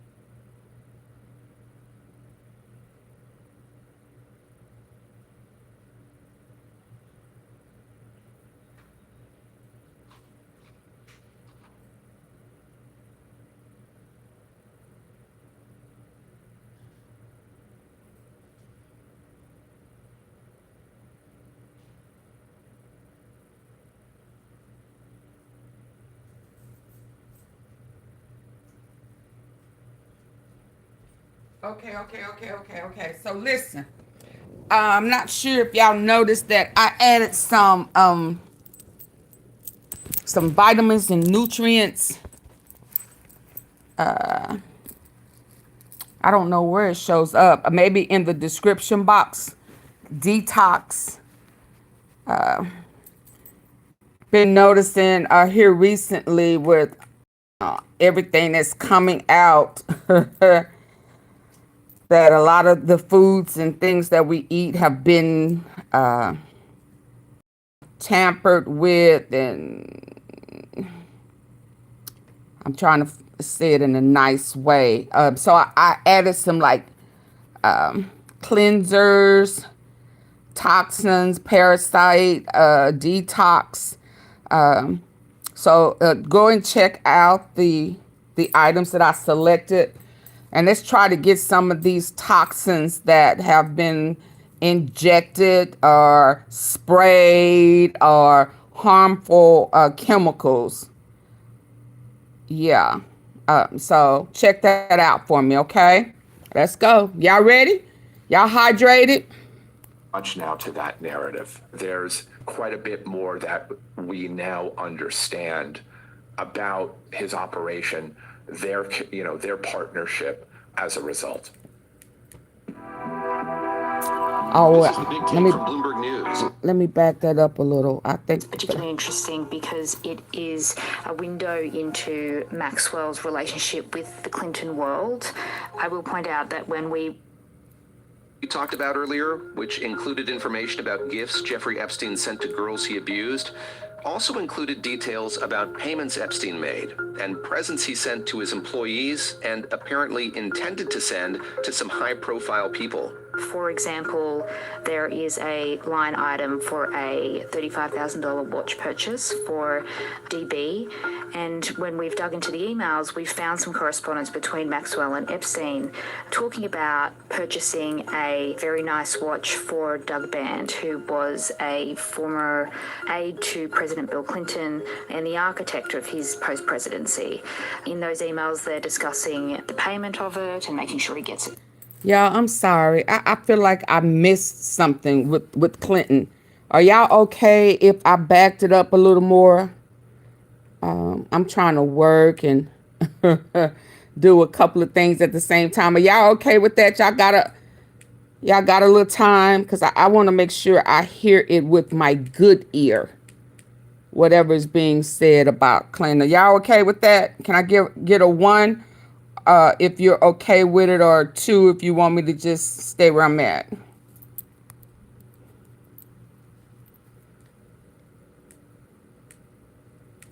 Are y'all okay? If I backed it up, I want to hear Clinton.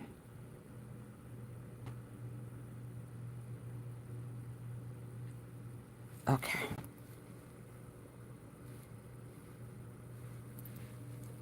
In the emails. Trump's name surfaces again around the time where, Epstein and his legal team were trying to get federal prosecutors to drop the case against him.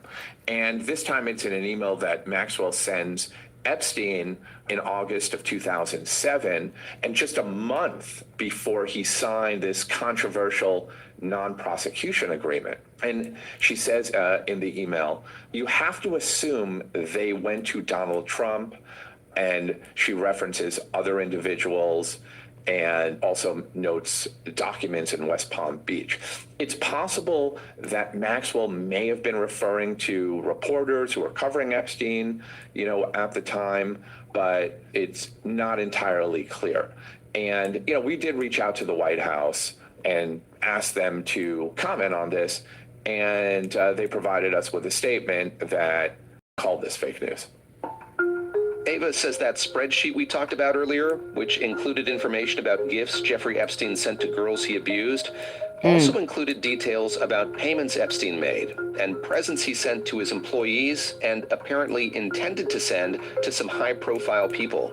For example, there is a line item for a $35,000 watch purchase for DB, and when we've dug into the emails, we've found some correspondence between Maxwell and Epstein talking about purchasing a very nice watch for Doug Band, who was a former aide to President Bill Clinton and the architect of his post-presidency. In those emails, they're discussing the payment of it and making sure he gets it for Christmas, and whether the note should be just from Epstein or from Maxwell or from both of them. And I think the Doug Band reference is particularly interesting because it is a window into Maxwell's relationship with the Clinton world. I will point out that when we went to Doug Band for comment about the watch, a spokesperson for him said that he never received a watch from Maxwell. There's also an entry for a $71,000 purchase at a Lexus dealership for Alan Dershowitz. Alan Dershowitz is a very well-known lawyer. He's a Harvard law professor, and he was representing Jeffrey Epstein during his negotiations with prosecutors in Florida. And when we spoke to Alan about it, he said, yes, my wife drove the car mostly. I didn't really like it. Dershowitz told Bloomberg that when they'd pick up Epstein on visits to Martha's Vineyard, he didn't like the fact that their old car didn't have air conditioning. So he bought them a new one. Dershowitz says it was part of his legal fees. Bill Clinton's name came up during that interview in July between Deputy Attorney General Todd Blanche and Ghislaine Maxwell. Yes, my wife drove the car mostly. I didn't really like it. Dershowitz told Bloomberg that when they'd pick up Epstein on visits to Martha's Vineyard, he didn't like the fact that their old car didn't have air conditioning. So he bought them a new one. Dershowitz says it was part of his legal fees. Wow. Bill Clinton's name came up during that interview in July between Deputy Attorney General Todd Blanche and Ghislaine Maxwell. She said the former president was actually her friend, not Epstein's. It's interesting because she seems to kind of lay claim over that connection. And in the emails, there's several references to her updating Epstein on having lunch with Clinton today. I'm in Mumbai waiting for Clinton. I'm somewhere else waiting for Clinton. She doesn't specify in the emails which Clinton she is referring to, but it's very clear from the emails that she did have her own relationship with the Clinton world. And this adds to, the public reporting out there already that she also had a close relationship with Chelsea Clinton. A spokesperson for the daughter, Chelsea was getting down with it too. Oh shit. Chelsea. That when they'd pick up Epstein on visits to Martha's Vineyard, he shit. didn't like the fact that their old car didn't have air Hit conditioning. the like button. So he bought them a new one. Chelsea Dershowitz says it Clinton. was part of his legal fees. Let's go. Bill Clinton's name came up during that interview in July between Deputy Attorney General Todd Blanche and Ghislaine Maxwell. She said the former president was actually her friend, not Epstein's. It's interesting because she seems to kind of lay claim over that connection. And in the emails, there's several references to her updating Epstein on having lunch with Clinton today. I'm in Mumbai waiting for Clinton. I'm shocked. Somewhere else waiting for Clinton. Are y'all shocked? Or is it just me? Oh, wow. I wasn't expecting Chelsea. Wow, it's a family affair. She doesn't specify in the emails which Clinton she is referring to, but it's very clear from the emails that she did have her own relationship with the Clinton world. And this adds to, the public reporting out there already that she also had a close relationship with Chelsea Clinton. A spokesperson for Bill Clinton said the Clintons knew nothing about Epstein's horrific crimes and, quote, learned about them when the rest of the world did.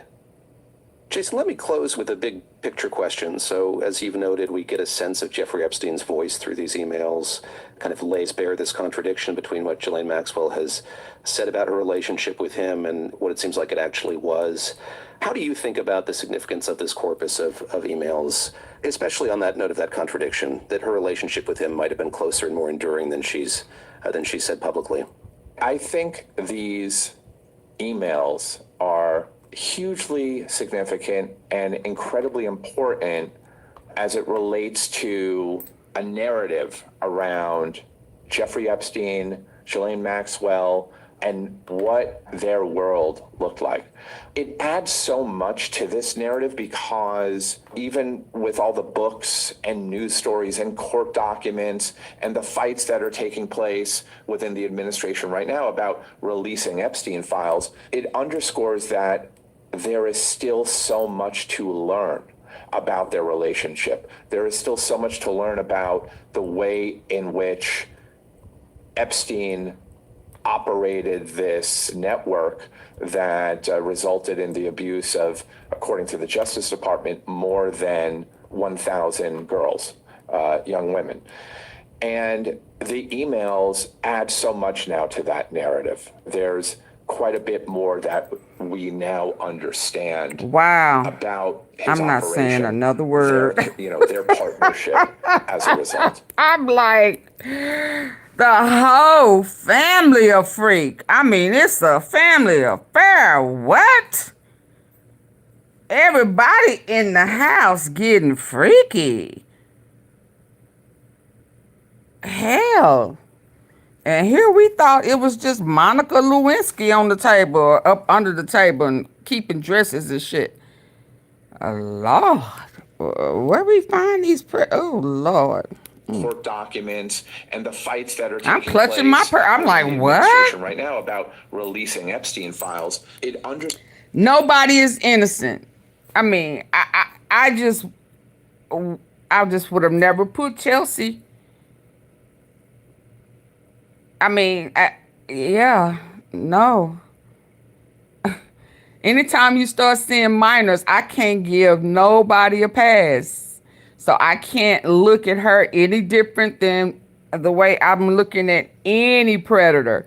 As far as I'm concerned, if you were down with any of this stuff, if you was at any of these islands, if you was, you are a pedo until proven not. Because several people have said that there were minors there. And that is totally unacceptable. Thank you, Cindy. Thank you. I see your comment. You said it's BS. Thank you for co-signing with me. It's BS. I agree. Scores that there is still so Leave him much alone. to learn Leave who? About their relationship. There is still so. Leave who alone? Billy? You talking about Billy? You want me to leave Billy Clinton alone? I mean, I know he blew that saxophone, but baby, he was blowing more than saxophones. He had the whole family turned out. No, nobody gets a pass. Nobody. They trying to send hundreds and hundreds of kids. Do y'all understand that the leadership right now in office is still trying to traffic? Do y'all remember when they had that by the border stuff and those kids were separated in his first office and those kids were being touched? Taken advantage of. It was a lot of trafficking going on. So yeah. So now that we are more educated on what they were doing and how they were doing it, where'd the kids go? Oh, he just tried to send 600 unescorted minors, little kids, over to what is it? Is it Venezuela? Is it Venezuela? Yeah, where it's all about the torture. He was trying to send them somewhere far without their parents. Yeah. Since she has been moved to this minimum location, she's able to work. From there, he just tried to send 600 minors to a foreign country. Yeah, recently. No, your leader. your presidential leader. Yeah, 600. Yeah, to be taken advantage of. So when we did that research on that undercover guy and those kids, and he was like asking for certain kids, and the little boy was crying and all of that. They're still trying to keep that in operation. I'm sure he's already over there. And she's being moved around, and then she's going to disappear. She's going to run away. And then she's going to be right over there where he's at, managing this resort on the outside, but a whole how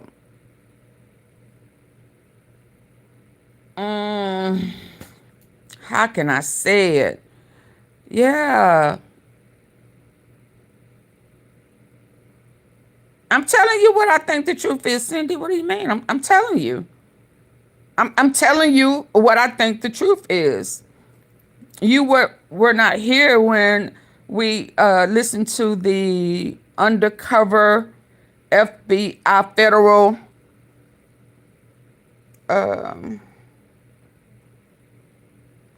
agent who went to the foreign country. Hello, deportness. And went undercover as a trafficker who were buying minors.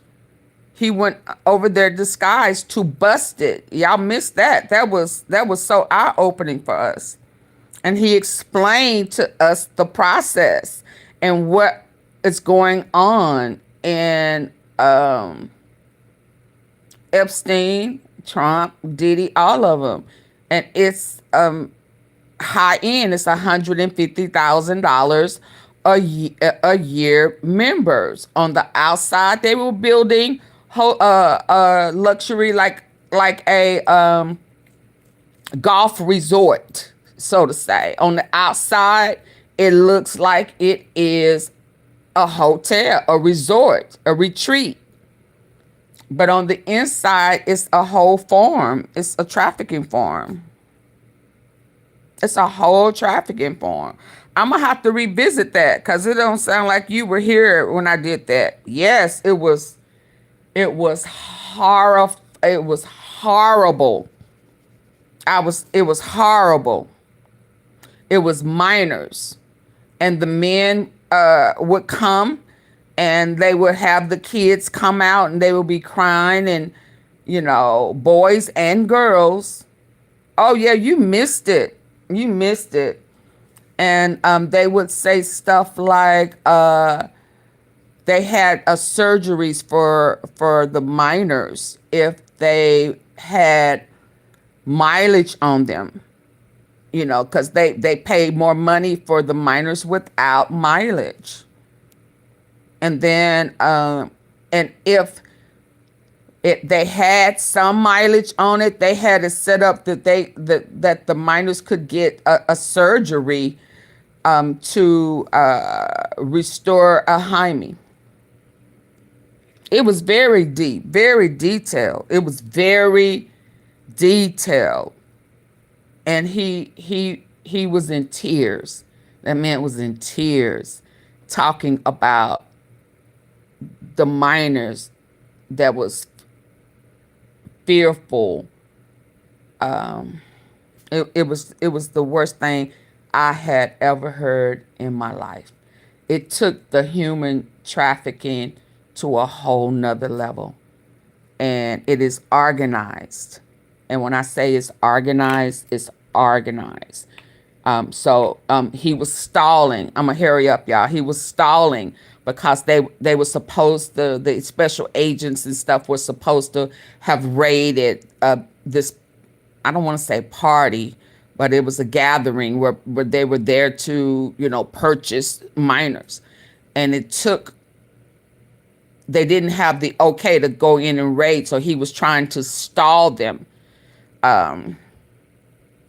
And he would look at, he looked at a little boy and saw the tear and fear in his eyes, and he wanted to reassure. So he started saying, I want this one, I want that one, you understand? So that he knew that they would be protected, but it got really kind of tight because they didn't come in when they were supposed to come in.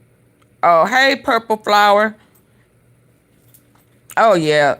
I don't even know what to tell you, how to look in my archives for it. I would have to find it. Purple Flower, were you here when I did that with that guy who went undercover? He was an agent. And he went, I think it was Colombia. He was with the cartel and stuff. Oh, yeah. It was devastating. It was devastating. Much to learn about the way in which Epstein operated. Oh, no, I can't imagine doing nothing like that for a living. That resulted in the abuse of, according to the Justice Department, more than 1,000 girls, young women. And the emails add so much now to that narrative. There's quite a bit more that we now understand about his operation, their partnership as a result.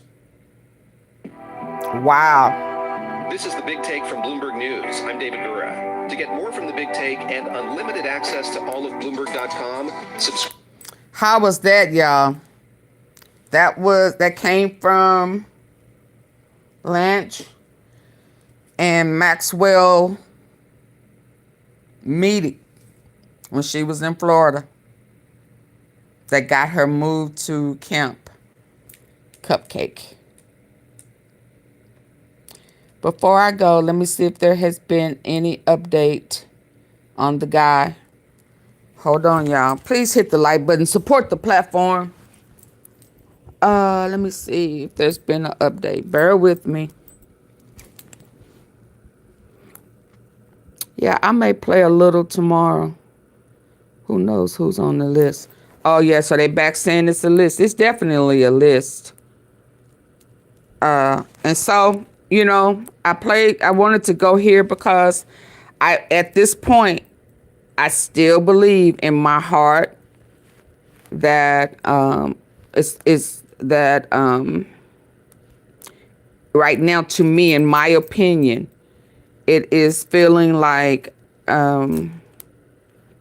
it's unfortunate, but it's still feeling like there may have been a sacrifice for real to get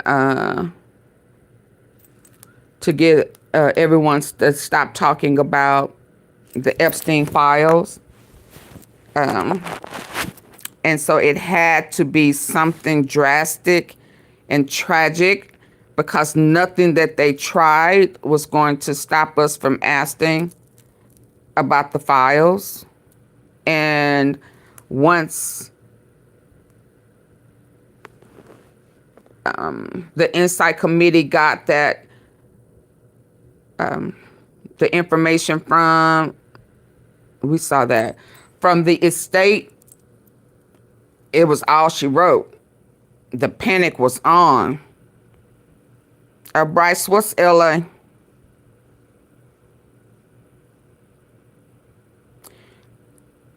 I don't know which would do me in first, anger or sadness.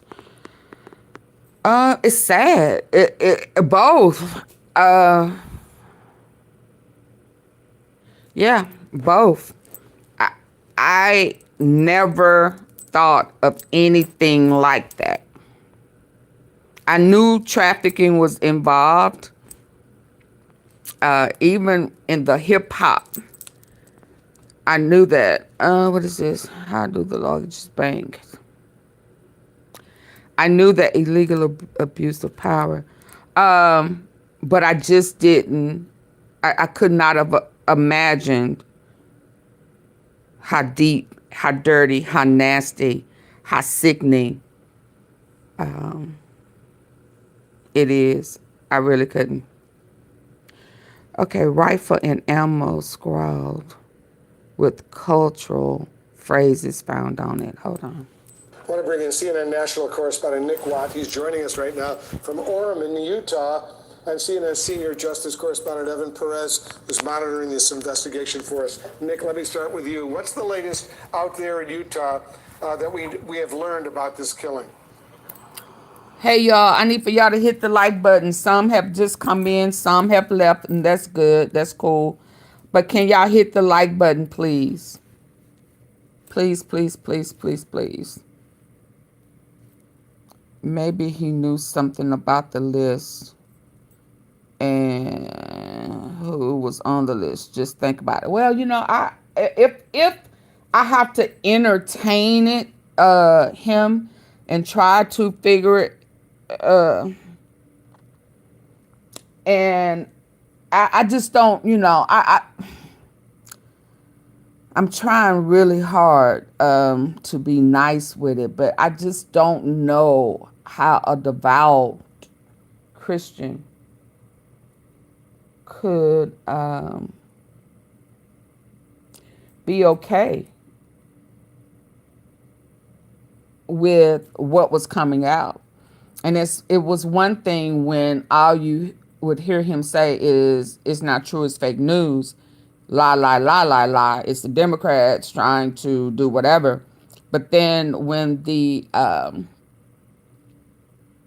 Insight Committee got a hold to the unredacted and things started coming out, I would assume if you are that religious, you would have a problem with that. That's what I said yesterday. So if you really thought that he was the best thing since sliced bread, and you're finding out that, oh my God, this stuff is true, what am I doing? What are you doing? And start questioning him, I think he will remove you. I think he will remove anybody. You know, how did his first wife pass? How did she fall? So I don't know. I know narcissists do not like to be exposed. And anybody challenging him, questioning him, especially the ones who looked up to him, that's going to be a problem for him. And accidents do happen. They be knowing everything and covering up. Yeah, they do. But if, you know, okay, so right now, I know it's not the same, but it's beginning to kind of feel like Jim Jones and the Guyana tragedy. Y'all remember that? It was a movie, but it was real life. Do y'all remember Jim Jones? And he fed them the Kool-Aid. Okay, so now it's beginning to feel like that when he was about to be exposed and he was planning the exit. You know, people started, you know, he made friends with the people and the journalists that came over, invited them in to show them, you know, and then when people started questioning him and all of that type of stuff, then there was, you know, take him out. Here, drink the Kool-Aid. And that's how he wanted his legacy to, the end of his legacy. He still, in his mind, he still went out dictating and being in control. He tricked them into taking it, and if they didn't take it, we know what else happened. So I don't think he's going to be okay with anybody pressing the issue. Yeah, don't tell me that it's just it's fake news. That is the same signature. He's not going to do well with that. I mean, y'all do know that, right? Anybody in his cabinet who stands up to, now listen, I'm not the left. Don't lie. I mean, hey, you know, there's no way out of this. I'm not going to continue to lie. It's obvious. This is your signature. So what's the plan? So you sick. Are you going to get, I mean, he is not going to do well with that. And I can't see I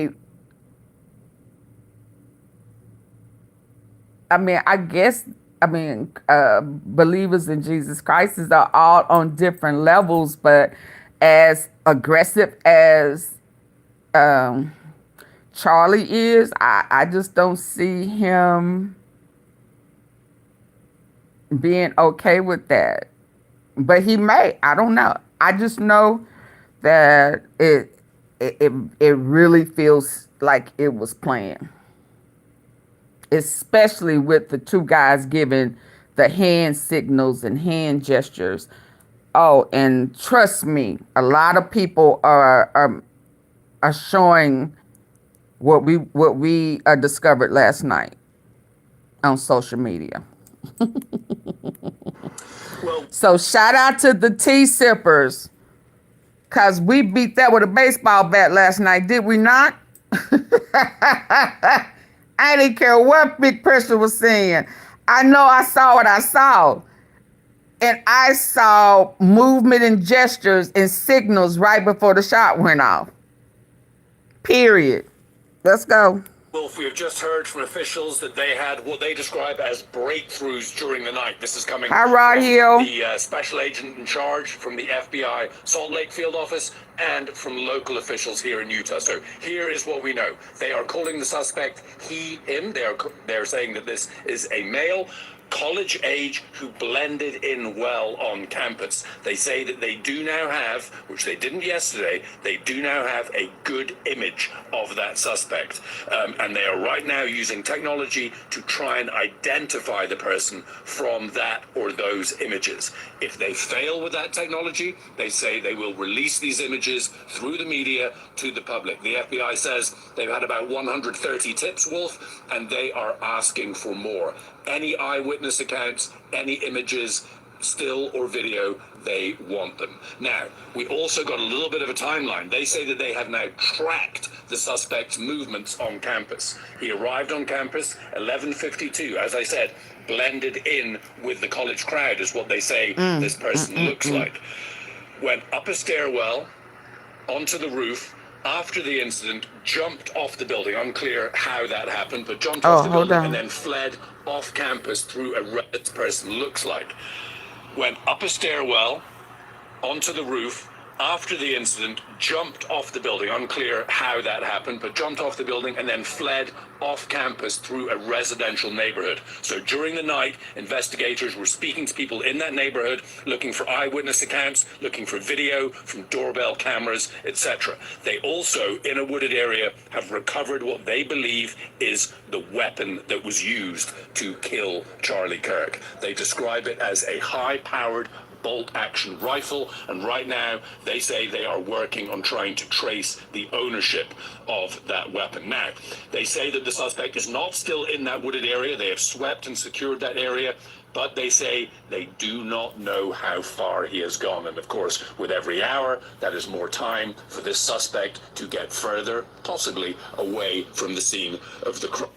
Trace the ownership of that weapon. Now, they say that the suspect is not still in that wooded area. They have swept and secured that area, but they say they do not know how far he has gone. And of course, with every hour, that is more time for this suspect to get further, possibly away from the scene of the crime. Now, they do stress, though, that they do not believe that the public here is in danger. They say that this was a targeted incident, so they are not concerned right now for the safety of the public. They say that they also have a foot imprint and the imprint left by a palm and a forearm. That is what they're working with. The FBI say they are determined to find this suspect and also find out why he did it. Now, there are still some unanswered questions. Was there a vehicle involved? Was the rifle on campus already, or was the suspect blending in with a long gun? Unclear how that would happen. We also heard that Charlie Kirk's body will be taken home to Arizona today. Oh, wow. All right, thank you so much. I want to go to Evan Perez now, who has some new reporting.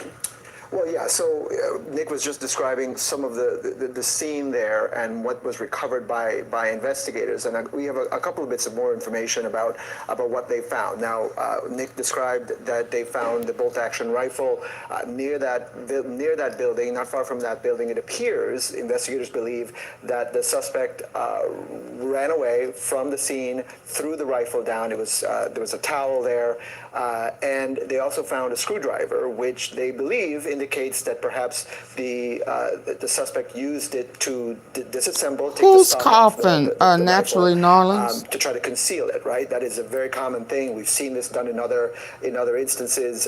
For instance, the shooter in Butler, the one who shot at President Trump, tried to assassinate President Trump. It's very common, and so it is possible that this person used that to try to disassemble and then put it together when he was on the roof. Again, this is a working theory of the investigators. They also found the ammunition. They found the firearm. They found some ammunition inside the rifle and also nearby, which had some writings and made various references to cultural issues, right? And we don't know what they mean. The investigators don't know what they mean. They found some initials written on some of the ammunition, some of the parts of the rifle. And again, they don't know whether this is a motive, whether this refers to the reason why this was done. But again, they spent the night looking at those initials, trying to match it to other pieces of evidence, social media accounts online, to try to see if they can try to decipher whether this is the person who did this or whether this was a reference to something else. Again, there's a lot of evidence that they're still going through at this point, but certainly the biggest piece is the rifle. They have the images, the very rough images that they found, obviously from some of the video. They are begging, obviously, for the public to send images because that is one of the ways they're going to be able to refine and figure out who might have done this, right? They're obviously the Ring videos and doorbell cameras are ubiquitous. So whatever movements he made, they are canvassing that entire neighborhood to try to track where he might have gone from there, and also how he got there, right? So all of these things investigators are still working on. The big part of this, I think, that's important for us to understand is that, we don't know yet what the gunman, what their motivation was, right? Whatever that they're still going through. The ammunition, they found the firearm, they found some ammunition inside the rifle and also nearby, which had some writings and made virtual.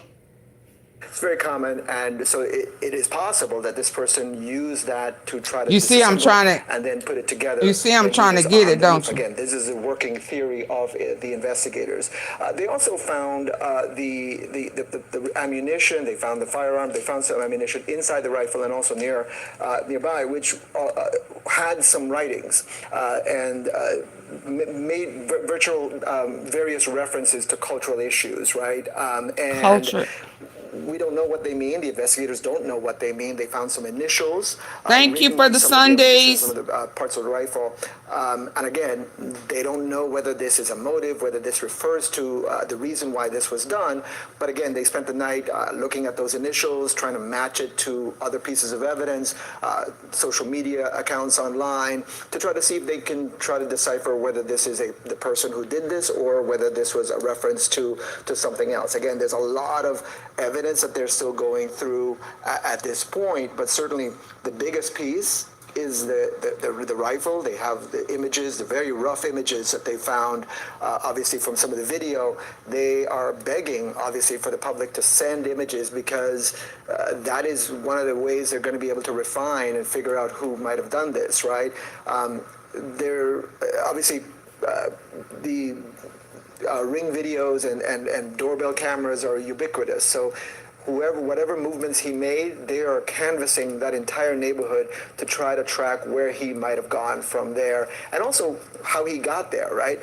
So all of these things investigators are still working on. The big part of this, I think, that's important for us to understand is that, we don't know yet what the gunman, what their motivation was, right? This was a political event. We can surmise that it was related to that, but we don't know yet because the person's not been arrested. We don't know what any of these markings, what these writings mean at this stage. Investigators are simply grasping at all of this to try to understand what happened and to try to bring this person to justice. All right, Evan Perez, still a lot to learn. That manhunt continues at this hour. And Nekwat, thank you as well. Okay, y'all, I will be, oh, Lord. I'll be a special report. Is this old? Good morning, I'm Diane Macedo. We're coming on the air because authorities are holding a briefing about the shooting death of conservative activist Charlie I think Kirk this was is shot old. and killed in front of thousands of people during an event at Utah Valley University. The shooter is still on the loose, and authorities say they're searching for a lone gunman who fired a single shot from more than 100 yards from where Kirk was sitting at the time. And those officials now are getting an update on the investigation. Let's listen. Yeah, I think this is old. Good morning. I'm Bo Mason, Commissioner for the Utah Department of Public Safety. I'd be remiss if we didn't start off today. Yeah, I've seen this. Okay, I think I'm going to have to go charge up and come back later. Let me double check one quick sweep. Authorities, the weapons recovered. I got that. Photo of Charlie sniper. We got that. News just came in. It did? Okay, hold on.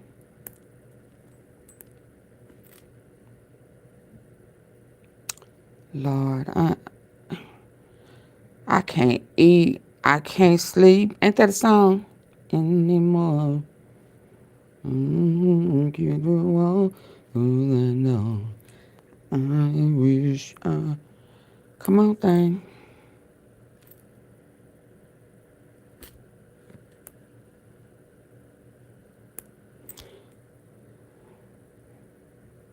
You have Apple News. Okay, hold on.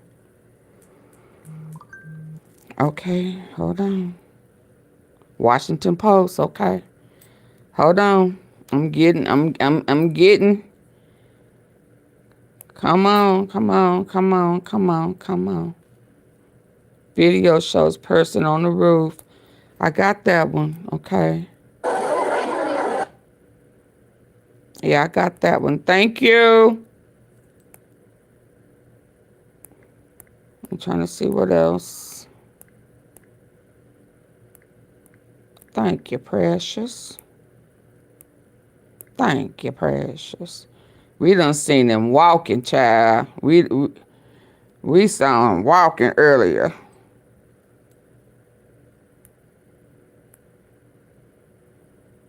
I'm getting messages, y'all. Bear with me.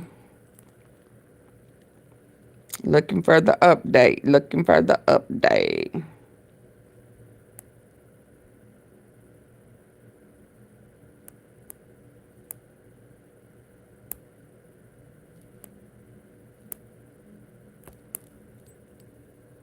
Hold on.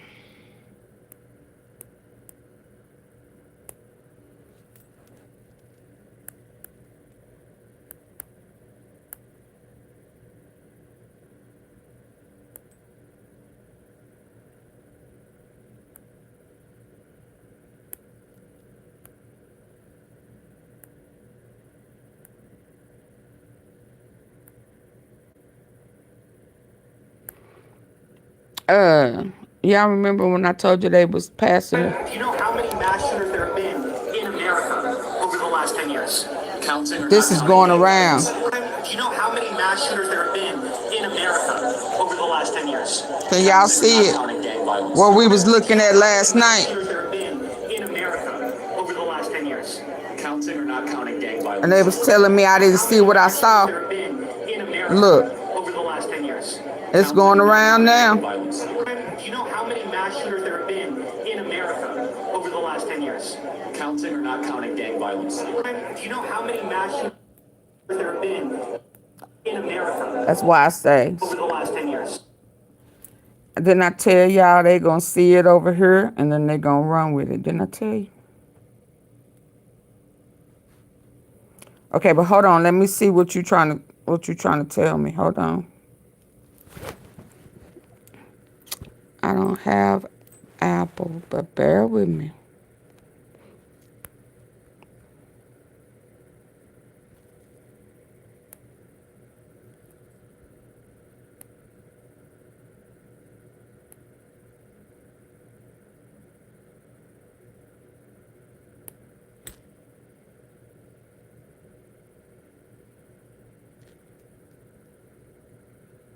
Yeah, I gotta get.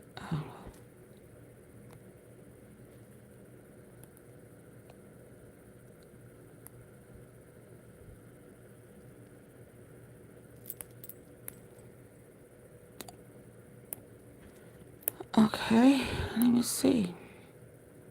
Let me go here.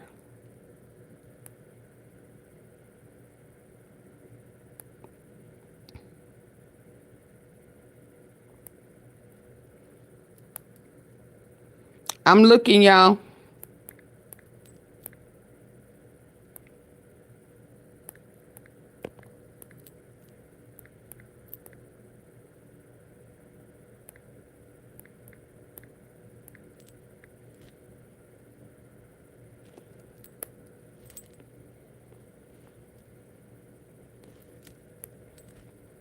Okay, so this was 9 minutes ago, and this one, Charlie shot and killed in Utah.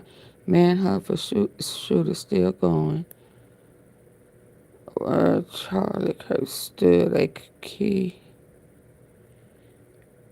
stood on FBI release photo of the person. We done seen that one. Hold on, I'm trying to see if it's something different or if they just late to the pictures. It looked like they just now uploading. 20 minutes search after CHARLIEKIRK shooting underway. They still, let's see, Wall Street Journal. I see the feds. It's like all the news outlets. Yeah, but it just looked like they are. Hold on.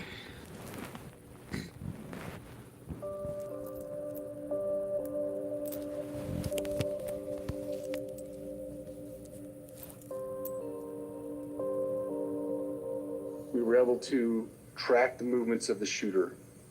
Starting at 11:52 a.m., the subject arrived on campus shortly away Yeah, from see, campus. they're just now updating what we have already talked about. Through the stairwells, up to the roof, across the roof to a shooting location. After the shooting, we were able to track his movements as he moved to the other side of the building, jumped off of the building, and fled off of the campus and into a neighborhood. It was such a beautiful day. Counting or not counting gang violence? Oh my God. Go, run, run. It was such a beautiful day.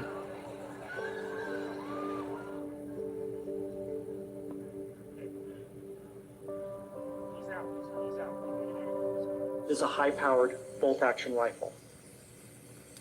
That rifle was recovered in a wooded area where the shooter had fled. The FBI laboratory will be analyzing this weapon. Investigators have also collected footwear impression. So he just intentionally left Analyzing this weapon. Left the gun?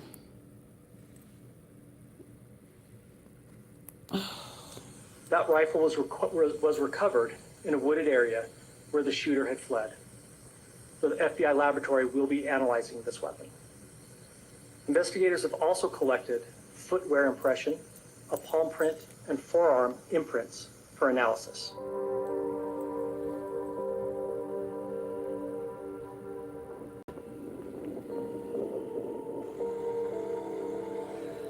Let me express the horror and grief. Yeah,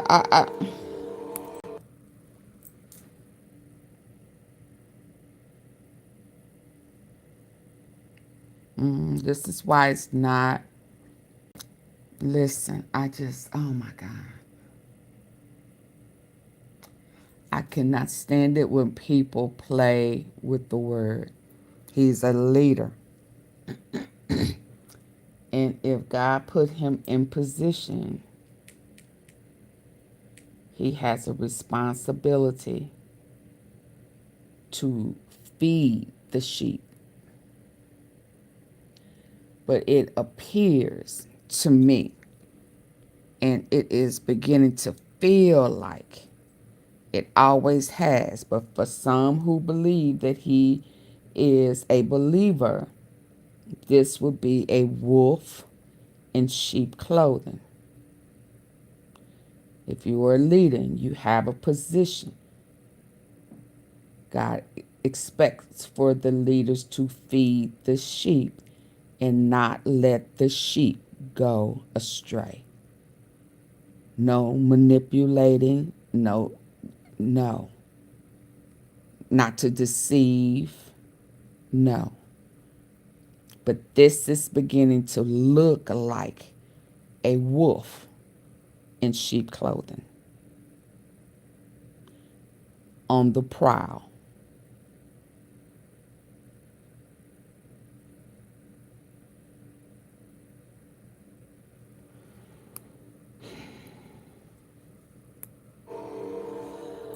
Let me express the horror and grief so many Americans at the heinous assassination of Charlie Kirk have felt.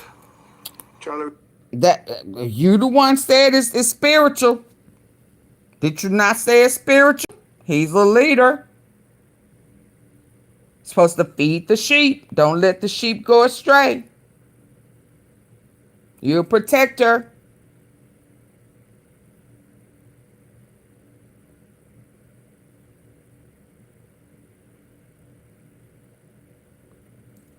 He sent that young man to be slaughtered.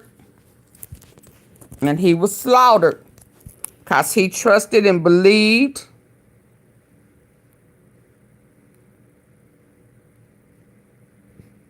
And to get back to it, where is it at? In the modern day Jim Jones. And the cult following. Right here.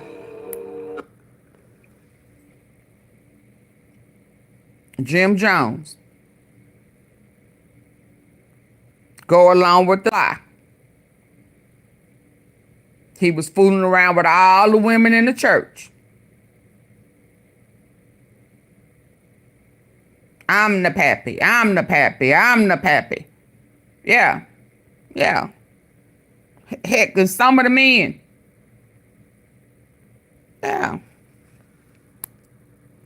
let me But hey, express Preston. the horror and grief so many Americans at the heinous assassination of Charlie Kirk have felt. Charlie was a giant of his generation, a champion of liberty, and an inspiration to millions and millions of people. Our prayers are with his wonderful wife, Eric, and his beautiful children. Eric. Fantastic Eric. people they are. With his beautiful wife, We Eric. miss him greatly, yet I have no doubt people they are. Children. Fantastic. Eric and his beautiful children. Is he calling his wife Eric? With his wonderful wife, Eric, and his beautiful children.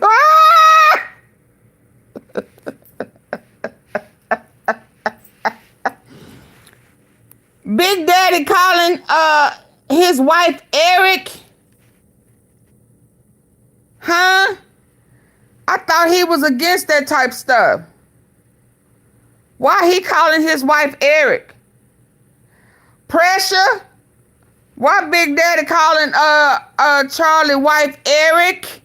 And he said Eric. Read his lips. People they are. We miss him greatly, yet I have no doubt that with his wonderful wife, Eric, and his beautiful children. And you want me to believe he really, he is called this man who's against that wife, Eric. So he has made him in a same-sex relationship. Am I the only one that saw Eric or heard Eric? Did y'all hear that? Look at his lips. So won't nobody think I'm tripping. And his beautiful children. Fantastic. And an inspiration to millions and millions of people. Our prayers are with his wonderful wife, Eric, and his beautiful children. There is no K in there or no C. He said Eric. And then he stopped and went on to something else. You clean your ears. Generation, a champion of liberty, and an inspiration to millions and millions of people. Our prayers are with his wonderful wife, Eric, and his beautiful children. Wow. Fantastic people they are. We miss Get him your big greatly, daddy, Pressure. Get your big daddy. Charlie's voice and the courage he put into the hearts of countless people. How disrespectful. How disrespectful. Thank you. Provocateur extraordinaire. Thank you. I appreciate the support. Pressure, get your big daddy. Help him. He's sick. Yeah, he done put him in. He done made his wife a man. And I thought that was totally what Charlie was against. Wow, he is just steady showing me that he set this man up. Fantastic. To millions and millions of people. Our prayers are with his wonderful wife, Eric, and his beautiful children. Wow. Fantastic people they are. We miss him greatly, yet I have no doubt that Charlie's voice and the courage he put into the hearts of countless people, especially young people, will live on. I'm pleased to announce that I will soon be awarding Charlie Kirk posthumously the Presidential Medal of Freedom. Wow. Wow. I mean, this is nice. Wow. Your big daddy called his wife Eric. You need to write him a letter, Pressure. How do you miss him already? I mean, I know, right? You heard it clearly, Purple Flower. He called his wife Eric. That is how much he appreciates you helping him win the election. I am almost positive you had questions for him about these, what was being revealed.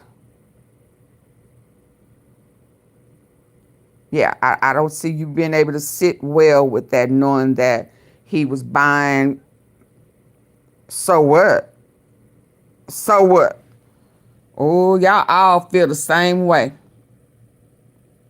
Y'all, something ain't right with y'all. Something ain't right with you. So what? So you was okay with, oh, Pressure. I was, oh, Lord. Pressure, you scare me sometimes. I ain't gonna even lie. I ain't gonna even lie. Is that pretty much what you have seen naturally in New Orleans? FBI, I saw that. Yeah, I don't.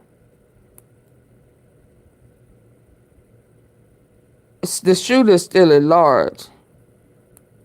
Well, they gave him what, 5, 6, 7, 8 hours head start. I can't let fear dictate my life.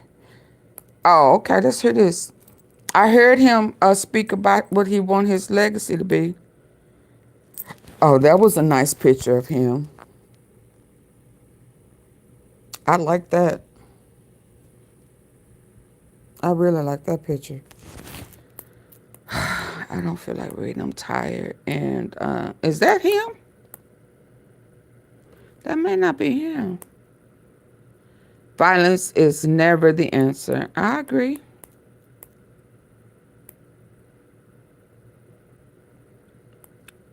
Now this can't be it. Oh, that's New York.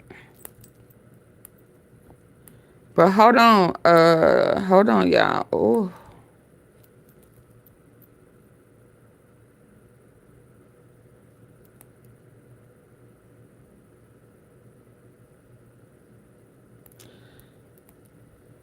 Okay, now I don't see nothing.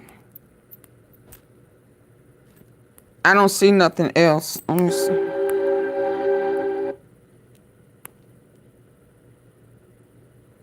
Prester says, so what? Major update.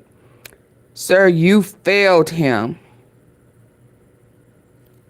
You failed him. A critical development in the manhunt for the assassin who gunned down conservative activist Charlie Kirk. Officials just released this image. They are asking for the public's help. Patel, you have already now let's failed. talk about the investigation into the killer of Charlie Kirk. Yeah, Patel failed. Is in shambles. And the FBI, of course, is led by a guy named KASH Patel. Yep, he failed. You put a Big L. 5-year-old conspiracy theorist in charge of the FBI, it's not likely that good things are going to happen. He and failed. This is one of those stories that I hope is outdated by the time we publish this. I hope that by the time you hear me saying these words, they've gotten the guy. Nope. KASH Patel put out a tweet yesterday where he said, quote, "The subject for the horrific shooting today that took the life of Charlie Kirk is now in custody. Lie. Thank you to the local and state authorities in Utah for your partnership with the FBI. We will provide updates when able." And not that much later, we realized that this wasn't true. And that the director of the FBI Hi, Jay Hernandez. put out a statement that was completely wrong. A lie. And KASH Patel updated it and said the subject in custody has been released after an interrogation by law enforcement. Our investigation continues and we will continue to release information in interest of transparency. Let me translate that. They got it wrong. They didn't have anybody. He failed. They didn't have anybody. He Now, is a fraud. In the aftermath of this, video has come out where you do see the alleged shooter leaving a rooftop nearby. The shooter has been basically with CCTV and surveillance footage. They've built the trajectory of and path of the shooter before and to a degree after the shooting. But what a mistake by the FBI. And there are real questions here about FBI leadership. Now, we did hear from Bo Mason, the commissioner of the Utah Department of Public Safety, who said, we really don't have that much information. This is what we knew yesterday around 7 p.m. Do you want to talk about what we know there? Yeah. The only information we have on the suspect, the possible shooter, is taken from closed circuit TV here on campus. We do have that. We're analyzing it, but it is security camera footage, so you can kind of guess what the quality of that is. But we do know dressed in all dark clothing, but we don't have a much better description other than that. He failed. And then we also heard last night about a little more of what the take FBI a break. says. Okay. And remember, this is It's hours something to after eat KASH and Patel rest. said we've Thank got the you. suspect in custody. And we all lost, no matter what side of the political aisle you're on, we lost something important in America today. But the case goes on, the investigation goes on. There's a lot of piecing of evidence together. We don't have a shooter tonight. We have a couple leads, a couple people that were released that probably aren't the shooter. There's a couple hot leads. There's a little bit of foreign intelligence. And I think over the next couple of days, we will learn a lot I more. know. Hopefully, we will This bring to is- justice the evil person who did what they did to Charlie today. Raising a lot of questions, the mention there of foreign intelligence, and I'm not even going to speculate on that. You know, I have a bunch of Hi, personal Jenny. friends who have theories about this foreign intelligence element of it. I'm not going to fuel the fire with any unproven stuff. So real questions here about what the hell is going on at the FBI. And unfortunately, there is very good investigative work being done on the ground by FBI agents as well as local police in Utah. The leadership of the FBI under Kash Patel and Dan Bongino. Just exactly what you would expect if you put a couple of podcaster and conspiracy theorist types in charge of the Federal Bureau of Investigations. Wow. Okay, y'all, I'll be back later. Let me get some work done. Give me something to eat. I'll be back later. Yeah, have a good one. Bye-bye. And please hit the like button if you didn't hit it coming in. Can you please? Y'all still trust the feds. You trust your big daddy. You trust your big daddy. He the pappy. He y'all pappy. He a wolf in sheep clothing. So who would you rather? The feds? Or the orange, pink, hell, red? He say he God. That's the problem. He say he God. He sings that song to himself. I am God all by myself. Yeah. He think he God. That's the problem. That is the problem. Can I get 6 likes, y'all? 6 likes, please. I don't think I've ever had this many likes. So can I at least get 6, please? Double tap. Double tap and give me 6 likes. Hello, how are you? I'm okay.